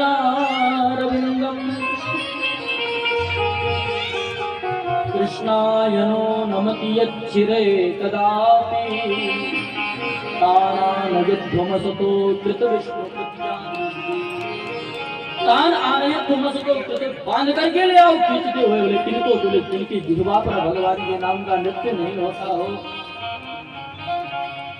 और महाराज जिनका मन भगवान के चरणों में न लगता हो चेतश्च न स्मरति तच्चरणारविन्दम् जिनके चरण कमल हृदय में विराजमान भगवान के नाम हो उनको पकड़ करके ले आओ और बोले बोले जिनका सर एक बार भी भगवान के चरणों में ना झुकता हो उनको पकड़ करके ले आओ।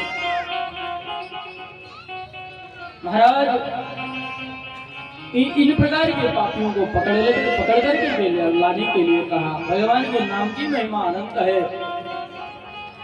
यमराज जी कहते हैं भगवान की महिमा में कहाँ तक कहूँ। महाराज राम नाम के हीरे मोती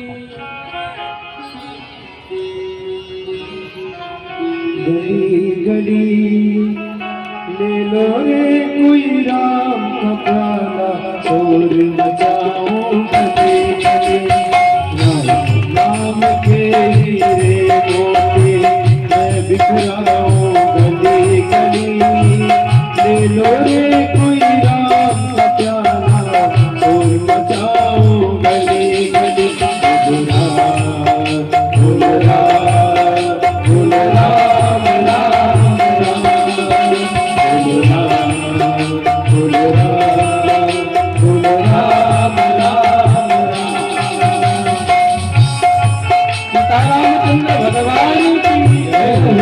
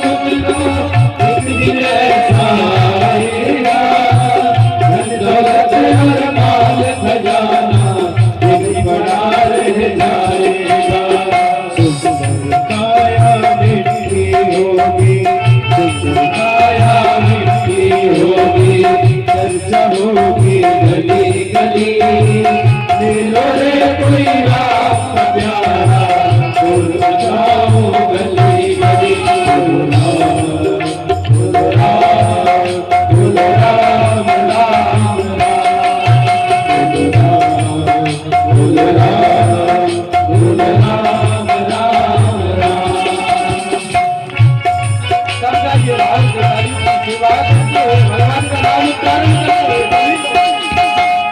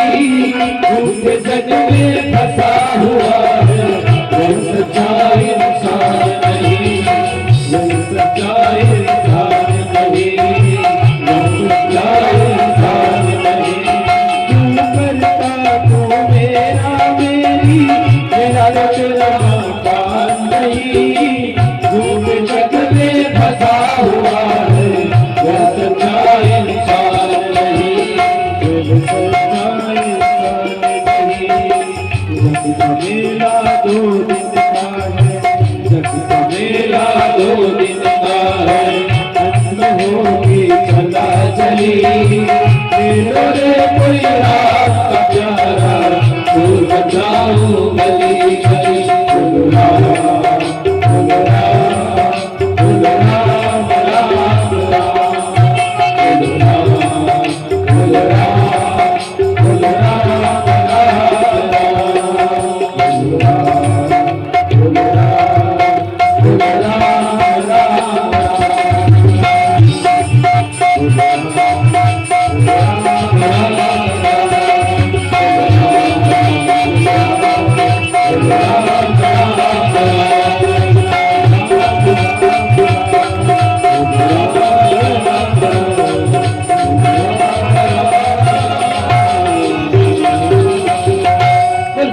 रामचंद्र भगवान महाराज। भगवान के नाम में इतनी सामर्थ्य है जितना एक जीव के अंदर पाप करने की सामर्थ्य नहीं, उतना राम नाम में जो राम है उतनी सामर्थ्य है कि वह समग्र पापों को नष्ट कर देगा। महाराज आगे चल करके परीक्षित ने प्रश्न किया, भगवान आपने मुझे ध्रुव जी का चरित्र और वंश सुनाया, वह वंश आपने प्राचीन बरही के पुत्र प्रचेताओं का भी सुनाया, उसके बाद वह नहीं बताया।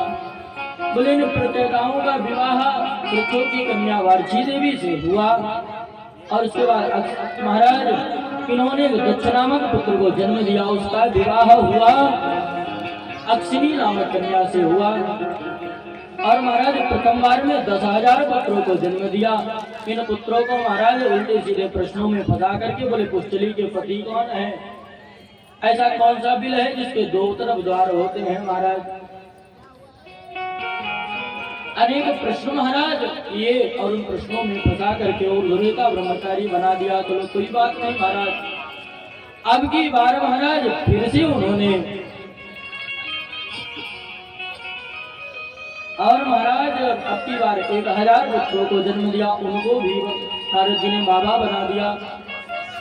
अब तो महाराज मूड खराब हो गया दक्ष का, नारद जी सामने आ गए, अहो साधो असाधो असाधु नाम साधु लिंगे नमस्तया, तो साधु के नाम में पाखंडी है, मेरे बच्चों को बाबा बना दिया तूने, जा तू एक जगह कहीं नहीं टिकेगा एक क्षण से ज्यादा। महाराज तब से नारद जी प्रसन्न हो, कोई बात नहीं, संतों को तो टिकना भी नहीं चाहिए। महाराज नारद जी बोले भजन करते हम विचरण करेंगे, कोई बात नहीं। अब की बार इन्होंने 60 कन्याओं को जन्म दिया, इन्हीं 60 कन्याओं से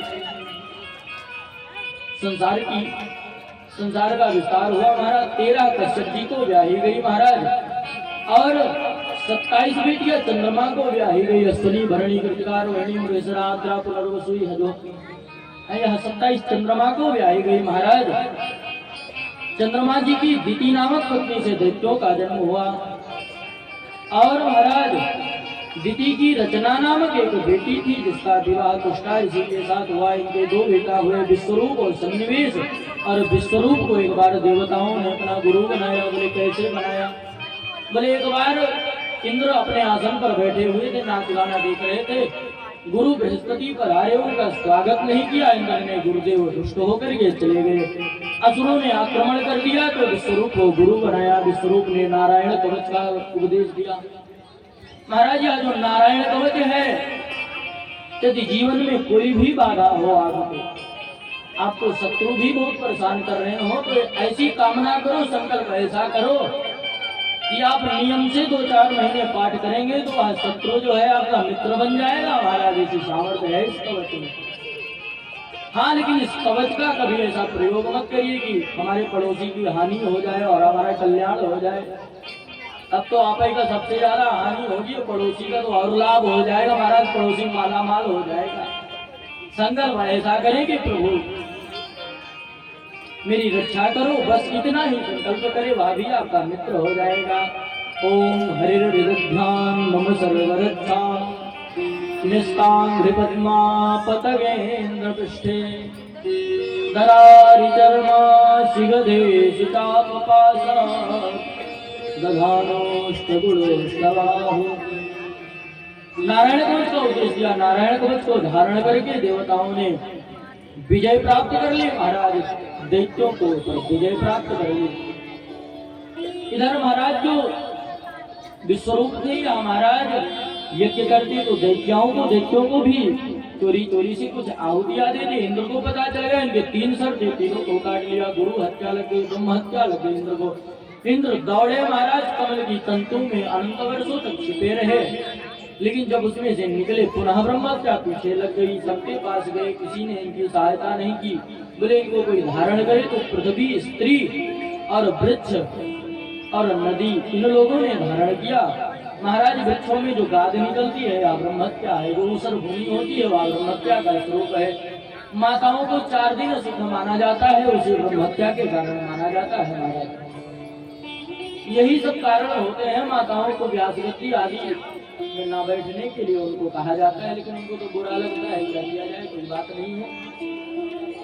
जो नदी में महाराज जो आता है, फेनादि आता है, उसे ब्रह्म हत्या का स्वरूप माना जाता है। महाराज त्वष्टा ऋषि को क्रोध आया, त्वष्टा ऋषि ने यज्ञ किया, इंद्र शत्रु क्रोधस्व, इंद्र को मारने वाला शत्रु प्रकट हो। महाराज समाज बिगड़ गया, इंद्र के हाथ से मरने वाला शत्रु प्रकट हो गया।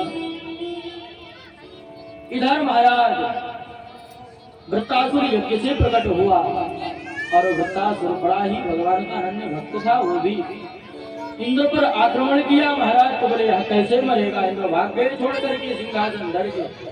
बोले कैसे मरेगा? बोले दधीची बाबा से हड्डी लेकर के आओ, उसका वज्र बनाओ, फिर मरेगा। महाराज दधीची बाबा से गए और हड्डियां मांग करके ले आए, वज्र बनाया और युद्ध किया। महाराज और वृत्तासुर भगवान की स्तुति करता है, अहम हरे तो पादैक मूला दासानुदासो भविरासि भूया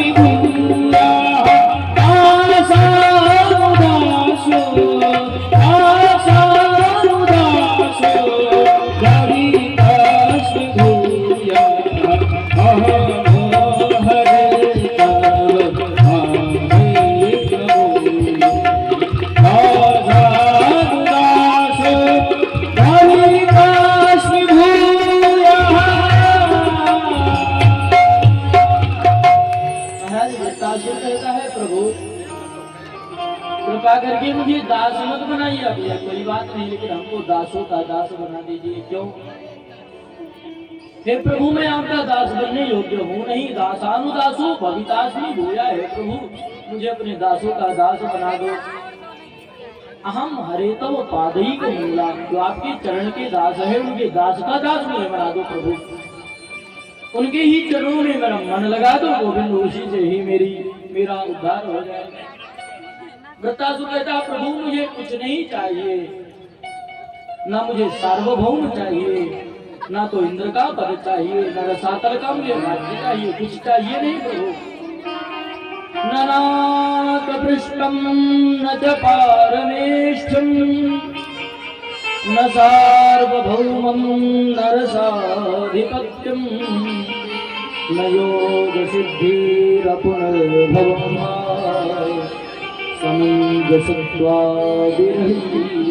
हे प्रभु आप मुझे अपने विरह दे दीजिए, मुझे और कुछ नहीं चाहिए, मुझे तो आपका विरह चाहिए। क्यों?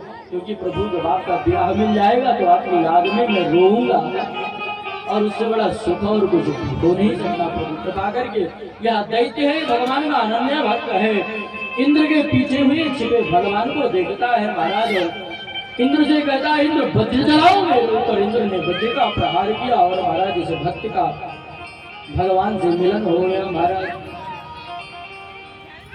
महाराज इसकी पूर्वजन्म की भी कथा है। चित्र केतु विद्याधर नामक एक विमान में बैठ करके विचरण कर रहा था और कैलाश पर्वत पर माता पार्वती को देखा कि भगवान गोदी में बैठा है। हंसी कर दी महाराज। माता पार्वती के श्राप से हमारा दैत्य बन गया था। छाया भगवान का भक्त ही दैत्य हो गया। फिर भी भगवान ने इसकी प्रति रही। यहाँ से हम सप्तम स्कंद को प्रणाम करते हैं। सप्तम स्कंद में हम प्रवेश करते हैं। महाराज सप्तम स्कंद में ऊती लीला है। ऊती लीला में महाराज हमारे भगवान के परम प्रिय भक्त श्री प्रहलाद जी का चरित्र है। महाराज सप्तम जिस समय हिरण्याक्ष को भगवान ने मार दिया, हिरण्यकश्यपु का मूड खराब हो गया। महाराज मंदराचल पर्वत पर जाकर के कठोर तपस्या की। भगवान प्रकट हुए, बोले बेटा परम ब्रूयात। उसने कहा ब्रह्मा जी से, प्रभु मुझे अजर अमर बना दो। ब्रह्मा जी ने कहा बेटा हमें नहीं कर पाए, तुमको कहां से बना दे अजर अमर। बोले प्रभु तो ठीक है कोई बात नहीं, मुझे वरदान दे दो कि ना दिन में मरूं ना रात में मरूं, ना घर के बाहर मरूं ना अंदर मरूं, ना ऊपर मरूं ना नीचे मरूं, आपकी बनाई हुई किसी सृष्टि में ना मरूं। महाराज ब्रह्मा जी ने कहा वैसे तो वरदान देने योग्य नहीं है, लेकिन तुम्हें तपस्या बड़ी कठिन की, इसलिए जा बेटा सारे वरदान दिए। हिरण्यकश्यपु प्रसन्न हो गया। महाराज आपको इतने वरदान पा करके मैं अमर हो ही गया। हिरण्यकश्यपु के पास इतनी बुद्धि नहीं है, तो ब्रह्मा को ही सब कुछ मानता है कि ब्रह्मा ही सृष्टि बनाते हैं, ब्रह्मा ही सब कुछ है। महाराज वो भगवान के स्वरूप को नहीं जानता है। आक्रमण कर दिया स्वर्ग पर। इंद्र से पानी भर, इंद्र से झाड़ू लगवाता है, वरुण से पानी भरवाता है। महाराज देवता भाग गए छोड़ करके इंद्रासन। लेकिन इनकी एक पत्नी थी, कयाधु नामक पत्नी थी। महाराज इनके 4 पुत्र थे, राज, अनुराग, सहराज और प्रहलाद। और प्रहलाद जी सबसे छोटे थे। इनको एक रंग लग गया। महाराज एक ग्रह लग गया। कहते कौन सा ग्रह लग गया? कहते कृष्ण ग्रह रही आत्मा नवेद कविद्र समय को कृष्ण रूपी ग्रह लग गया। महाराज या भगवान की भक्ति में लग गए। हिरण्यकश्यपु ने विद्यालय में छोड़ा पढ़ने के लिए प्रहलाद जी को। महाराज और मिलने के लिए गए। बोले बेटा आओ प्रहलाद तुमने क्या पढ़ा? बोले पिताजी हमने तो एक ही पाठ पढ़ा। बोले सुनाओ कैसा पाठ पढ़ा? प्रहलाद जी सुनाने लगे पाठ। तत् साधु मन्ये सुरवर्य देहिनां सदा समुद्विग्न धियाम सद्गृहा हित्वात्मपातं गृहमन्दकूपम् वनं गतो यद्धरिमा। प्रहलाद जी कहते हैं पिताजी यह जो घर गृहस्थी है अंधा कुआं है, इसमें जो गिर गया है वो तो महाराज शांति पूर्वक निकल आए, और जो नहीं गिरा है वह शांति में निकांत एकांत में शांत बैठ करके हरि का भजन करे। हिरण्यकश्यप का बड़ा मूड खराब हुआ है। पढ़ लिया मेरा बालक हरि का भजन करने के लिए कह रहा है, मेरे शत्रु का नाम ले रहा है। बोले वत्सवक्त्रम प्रहलाद भद्रम ते सत्यम कथेय माम। ठीक है बेटा तुम जाओ। उन्होंने सोचा हिरण्यकश्यप ने इसकी क्या गलती, जो गुरुजी पढ़ाते हो गुरुजी को भेज दो। जाके गुरुजी को बुलाया, डांट लगाई तो क्या पढ़ा रहे हो मेरे बालकों? बोले गुरुजी मेरा तो सरकारी विद्यालय है, सरकार जो कहेगी वही पढ़ाएंगे। महाराज सरकार ने कहा मैंने गणेश पढ़ाना बंद कर दो, सांप्रदायिकता फैल जाएगी। बोले फिर क्या पढ़ा? बोले गामा ने गधा पढ़ाओ। तो गधा पढ़ाना प्रारंभ कर दिया। बोले महाराणा प्रताप और शिवाजी का इतिहास खत्म कर दो, मिटा दो उसमें से। बोले फिर क्या पढ़ा? बोले अकबर द ग्रेट लिख दो, अकबर महान है उसको पढ़ा दो, बाबर को पढ़ाओ, हुमायूं को पढ़ाओ, महाराज इसको पढ़ाओ। इन्हीं से हमारा वंश आगे बढ़ेगा, हमारे बच्चे शिक्षित होंगे इसी इतिहास को पढ़ करके। महाराज इतिहास सही है गलत है तो सरकारी विद्यालय है, सरकार जो कहेगी पढ़ाना पड़ेगा। महाराज बोले गुरुजी महाराज गंगा जल उठवा लो, हमने कुछ नहीं पढ़ाया या पढ़ाया पैदा हुआ है। बोले कोई बात नहीं है, सुधर जाएगा। गुरुजी आकर के डांट रहे हैं, दैत्य चंदन मने जातो यम घंटगद्रुमः, हे प्रहलाद तू दैत्यों के चंदन जैसे बगीचे में कांटे का पौधा कहाँ से पैदा हो गया। सुखदेव भगवान कहते हैं परीक्षित, ये गुरुजी नहीं डांट रहे हैं। बोले फिर कौन डांट रहे? बोले मास्टर जी डांट रहे हैं।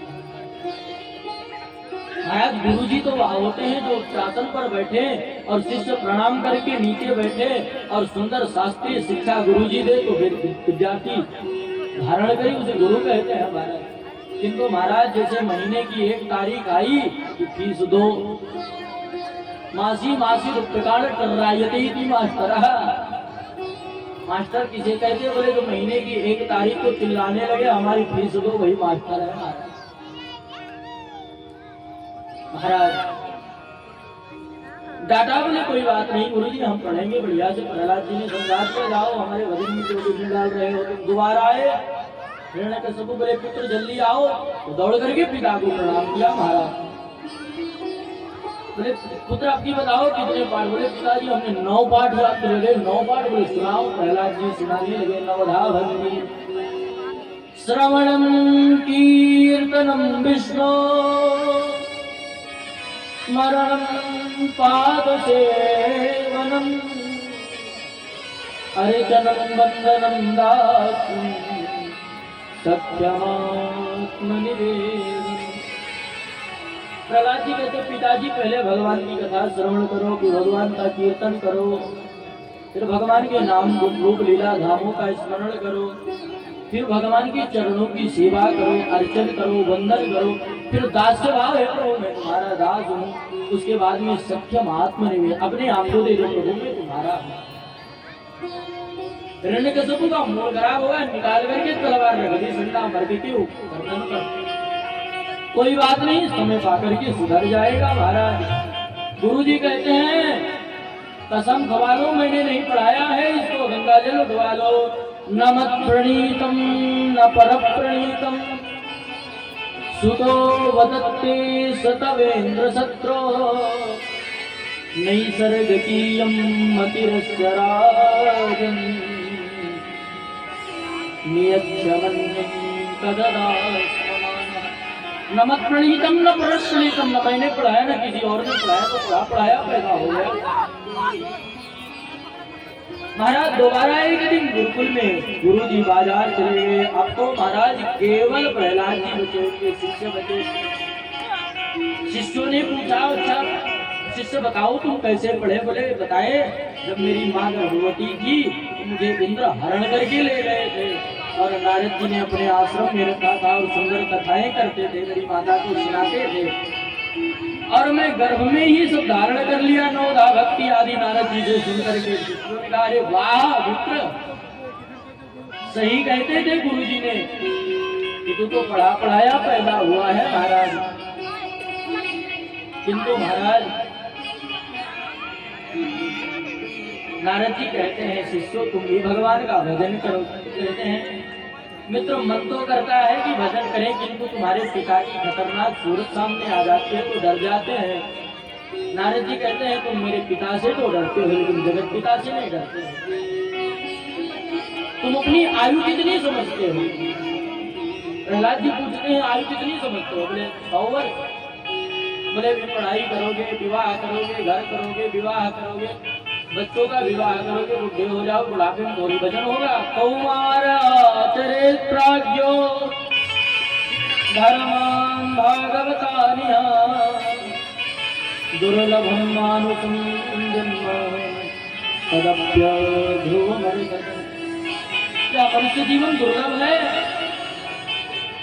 अभी से भजन करो क्योंकि कल किसी ने नहीं देखा है। क्षण भंगुर जीवन की कलिका कल प्रात तो जान खिली न खिली मलयागिरि की सुचि शीतल सुगंध समीर चली भजले हरि नाम हरि रसना कलिकाल कुठार लिए फिरता तन नम्र से चोट झिली न झिली, भजले हरि नाम हरि रसना, कल प्राकृत जान हिली न हिली। ये रचना तो इस समय भगवान का नाम जप कर ले, कल सुबह पता नहीं है हिल पाए कि ना हिल पाए, इतने पे टनी रह जाए महाराज।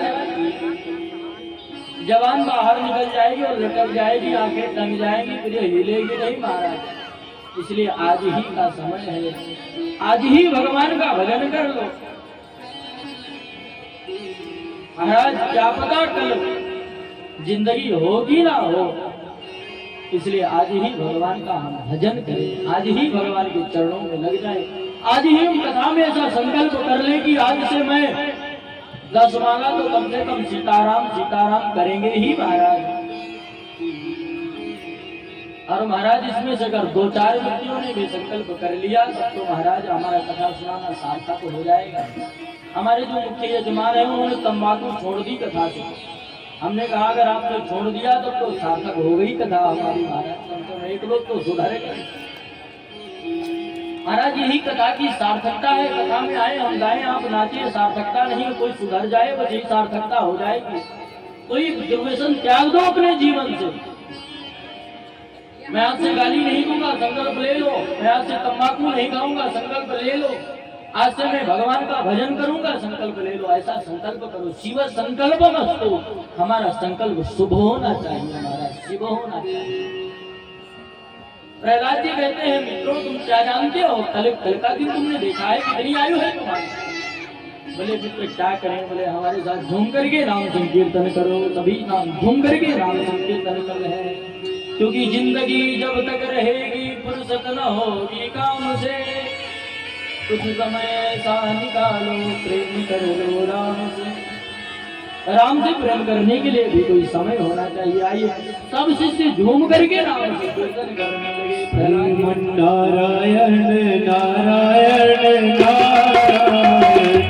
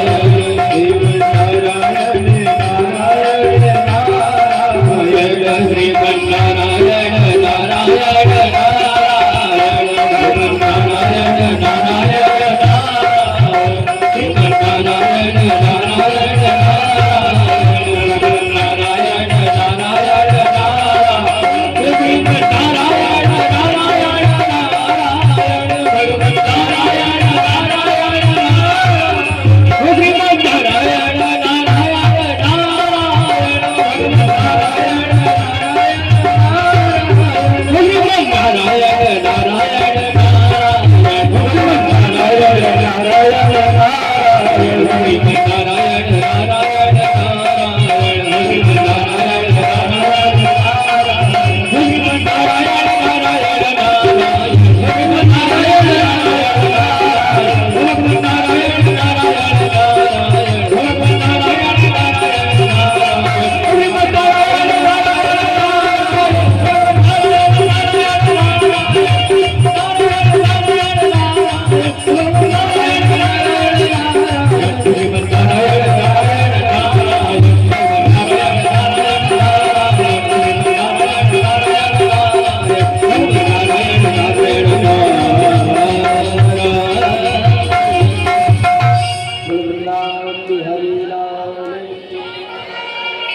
महाराज सभी शिष्य घूम करके नाच रहे हैं। गुरु जी आए, गुरु जी ने डांट दिया, महाराज लेकर के आए, घर में छोड़ दिया। क्यों? क्योंकि महाराज कोरोना वायरस जैसे फैलता है ना, भक्ति भी वैसे ही फैलती है। घर में एक भक्त हो जाए तो सबको भक्त बना करके ही छोड़ता है। महाराज सोचा कि इसको अलग कर देना ही बुद्धिमानी है, अलग कर दिया। देवासुरो हिरण्यकशिपु का मूड खराब हो गया। उसने महाराज अनेक प्रयास से मारने का प्रयास किया, खाई से गिराया, जल में डुबोया, महाराज विष दे करके मारने का प्रयास किया। होलिका ने आकर के जलाया, लेकिन कुछ भी बिगाड़ नहीं पाया नारद जी, प्रहलाद जी का। महाराज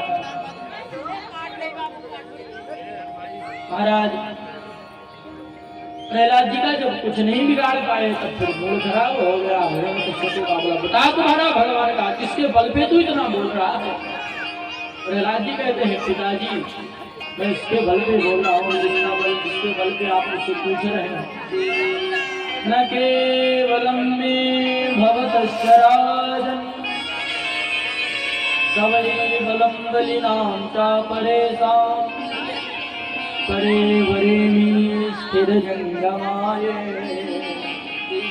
ब्रह्मांडयो पिताजी मैं उसके बल से बोल रहा हूँ जिसके बल से ब्रह्मा ने आपको आशीर्वाद दिया है, जिसका बल सूर्य में विद्यमान है, जिसके कारण प्रकाश है। और महाराज सभी बलम बलिनाम का परेशान, उसका बल सभी में विद्यमान है, पशु पक्षी से लेकर के आप तक उसी का बल विद्यमान है। और मैं भी उसी के बल पे आपसे बोल रहा हूँ। हिरण्यकशिपु ने कहा, बता तेरा भगवान कहाँ है? हिरण्यकशिपु को क्रोध आ गया महाराज, और क्रोध जो होता है पतन का कारण होता है। गीता में भगवान कहते हैं, क्रोधात् भवति सम्मोहः, सम्मोहात् स्मृतिर्भ्रमः, स्मृतिभ्रंशात् बुद्धिनाशात्, बुद्धिनाशात् भविष्यति। क्रोध से मोह उत्पन्न हो जाता है, मोह से महाराज स्मृति का विनाश हो जाता है, बुद्धि नाश हो जाती है, और बुद्धि नाशात् भविष्यति, और बुद्धि के नाश होते ही आपका पतन हो जाता है। हिरण्यकशिपु को क्रोध आ गया, बोला बता तेरा भगवान कहाँ है? प्रहलाद जी ने कहा, पिताजी आप बताइए कहाँ नहीं है?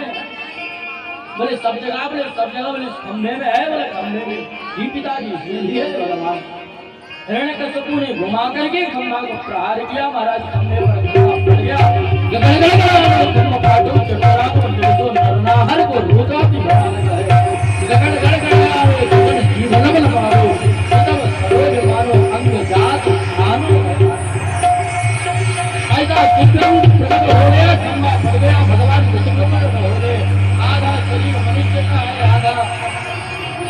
आधा शरीर मनुष्य का है, आधा सिंह का है। महाराज कुछ देर तो अपने वरदानों को याद करके झपट गया भगवान को पकड़ लिया उसको, और उसके सारे वरदानों को झूठा दिया। बोले बता कौन हूँ? बोले मैं। बोल बता कौन हूँ? तूने मांगा है कि ब्रह्मा जी बनाई सृष्टि में ना मरूं, तो मैं ब्रह्मा जी बनाई सृष्टि में नहीं हूँ, तो ब्रह्मा को मैंने बनाया है। बोले मैंने मांगा था कि ना मैं मनुष्य से मरूं, ना तो जानवर से, मैं ना मनुष्य हूँ ना जानवर हूँ, दोनों हूँ मैं। बोले ना दिन में मरूं ना रात में मरूं, दो धूल झूला है। बोला घर के अंदर बाहर ना मरूं, बोले चौखट पे है। और अपने अपने लंबे लंबे तीक्ष्ण नखों से महाराज उसके पेट को विदीर्ण कर दिया भगवान ने, और एक फेंक दिया महाराज उसको। भगवान का क्रोध नहीं शांत हो रहा था, भगवान का क्रोध नहीं शांत हो रहा था। सभी देवता आज जो है आधे आधे लोग की स्तुति करके लग जा रहे हैं महाराज, कोई सामने नहीं आ रहा था। देवी महाराज लक्ष्मी जी को बड़ा था कि मैं श्रृंगार करके जाऊंगी तो भगवान शांत हो जाए। देवी भी आई श्रृंगार करके, थाल फेंक करके भगी भगवान का स्वरूप देख करके। किंतु महाराज बोले कैसे क्रोध शांत होगा? बोले क्रोध तो एक ही प्रकार से शांत हो सकता है। क्यों? बोले जिसके लिए अवतार धारण किया है उसी को लागू। प्रहलाद जी है सीधा चरण में लेट गए। स्वपाद मूलम पतितं तमर्भकं विलोक्य देवा कृपया सीधा लेट गई। कृपा भरी नजरों से भगवान ने देखा, उठा लिया, गोदी में जिह्वा से चाट रहे हैं, माफी मांगते हैं। हे पुत्र प्रहलाद, तुमने बड़े कष्ट से है, मैंने बड़ी देर कर दी। मैंने वरदान मांगने के लिए कहा, बार बार कहा, तो प्रहलाद जी कहते हैं हे प्रभु, अगर आपकी इतनी ही इच्छा है वरदान देने की तो मुझे ऐसा वरदान दे दीजिए। यदि राशि समेत कामान वरास्तव वर सर्वर दर्शभ कामानां हृदय संरोहम् भवतस्तु प्रणेयम्। हे प्रभु, कृपा करके मुझे वरदान दे दो कि मेरे जीवन में कभी आपसे कुछ मांगने की इच्छा ही न प्रकट हो। भगवान गदगद हो गए और प्रहलाद जी को हृदय से लगा लिया। महाराज भगवान ने वचन दिया कि मैं तुम्हारे परिवार में किसी का भी आज से वध नहीं करूंगा। भगवान प्रहलाद जी ने कहा कि मेरे जिन पिताजी का आपने वध कर दिया उनको अपना धाम दे दीजिए, कृपा कर दीजिए। महाराज प्रहलाद जी जैसा भक्त जिसके घर में पैदा होता है उसके 21 पीढ़ियों का उद्धार हो जाता है। एक अपनी जो पीढ़ी चल रही है आने वाली और जो बीत गई है ये, और एक नाना के यहाँ की महाराज 7 पीढ़ियां पीछे वाली, 7 पीढ़ियां आगे वाली और 7 पीढ़ियां नाना के यहाँ की, 21 पीढ़ियां तर जाती हैं ऐसे भक्त के जन्म होने से। महाराज यहाँ से हम सप्तम स्कंद को प्रणाम करते हैं, अष्टम स्कंद को प्रवेश करते हैं। अष्टम स्कंद में मनवंतर की लीला है। महाराज 14 मनवंतर बताए गए। इन्हीं मनवंतरों में महाराज त्रिकूट नामक पर्वत पर एक गजराज रहता था अपनी हथनियों के साथ। बड़ा ही बलवान का मतवाला होकर के चलता था, तो इसके पीछे हजारों हाथी और हाथनियां चलते थे। जिस जीव के ऊपर इसे हाथ रख देता था उसका कोई कुछ बिगाड़ नहीं पाता था। एक दिन सरोवर में स्नान के लिए गया, ग्राह ने पकड़ लिया इसका पैर। महाराज कई दिन तक यह प्रयास करता रहा बाहर निकलने का, लेकिन निकल नहीं पा रहा था। सभी ने साथ छोड़ दिया, किसी ने नहीं साथ दिया। जब तक बल था तभी ने साथ दिया, तभी तक सबने महाराज जब जाना कि अपने हाथ चला जाएगा तब महाराज सभी ने साथ छोड़ दिया गजराज का। गजराज उसी में रहा। अब गजराज भगवान को पुकारता है, ओम नमो भगवते तस्मै यतये तच्चिदात्मकं पुरुषाय बीजाय परेशाय विधि। भगवान को याचना करता है, प्रभु आप मेरी रक्षा करिए। भगवान महाराज चले हैं। गजेंद्र ने पुकारा, भगवान गरुड़ पर आरूढ़ हुए। गरुड़ को भी महाराज अहंकार हो गया। किसी को जाना तो नहीं है महाराज, अभी जल्दी तो नहीं है, बहुत ही सारे आ रहे हैं जल्दी से और बहुत जल्दी कथा कर रहे हैं। भागवत जी की कथा 7 दिन में संभव नहीं है और कहीं से एक कथा छूट नहीं रही। आप लोग ध्यान दीजिए। महाराज गजराज कई दिन तक लड़ता रहा, किंतु जब भगवान ने पुकारा, यहाँ पर कहते हैं भक्त के लिए भगवान जब चले, गरुड़ को अहंकार हो गया, घेरे हमारे बिना इनका जाने का ही नहीं होगा, हम ही लेकर के उड़ते हैं। भगवान बोले पहले तो तुम्हारा इलाज करें महाराज। भगवान अहंकार का ही आहार करते हैं। महाराज गरुड़ के ऊपर भगवान बैठ गए। गरुड़ से कहा उड़ो, खूब फड़फड़ाया लेकिन उड़ नहीं पाया। महाराज भगवान लेकर के क्या उड़ोगे, मैं तुमको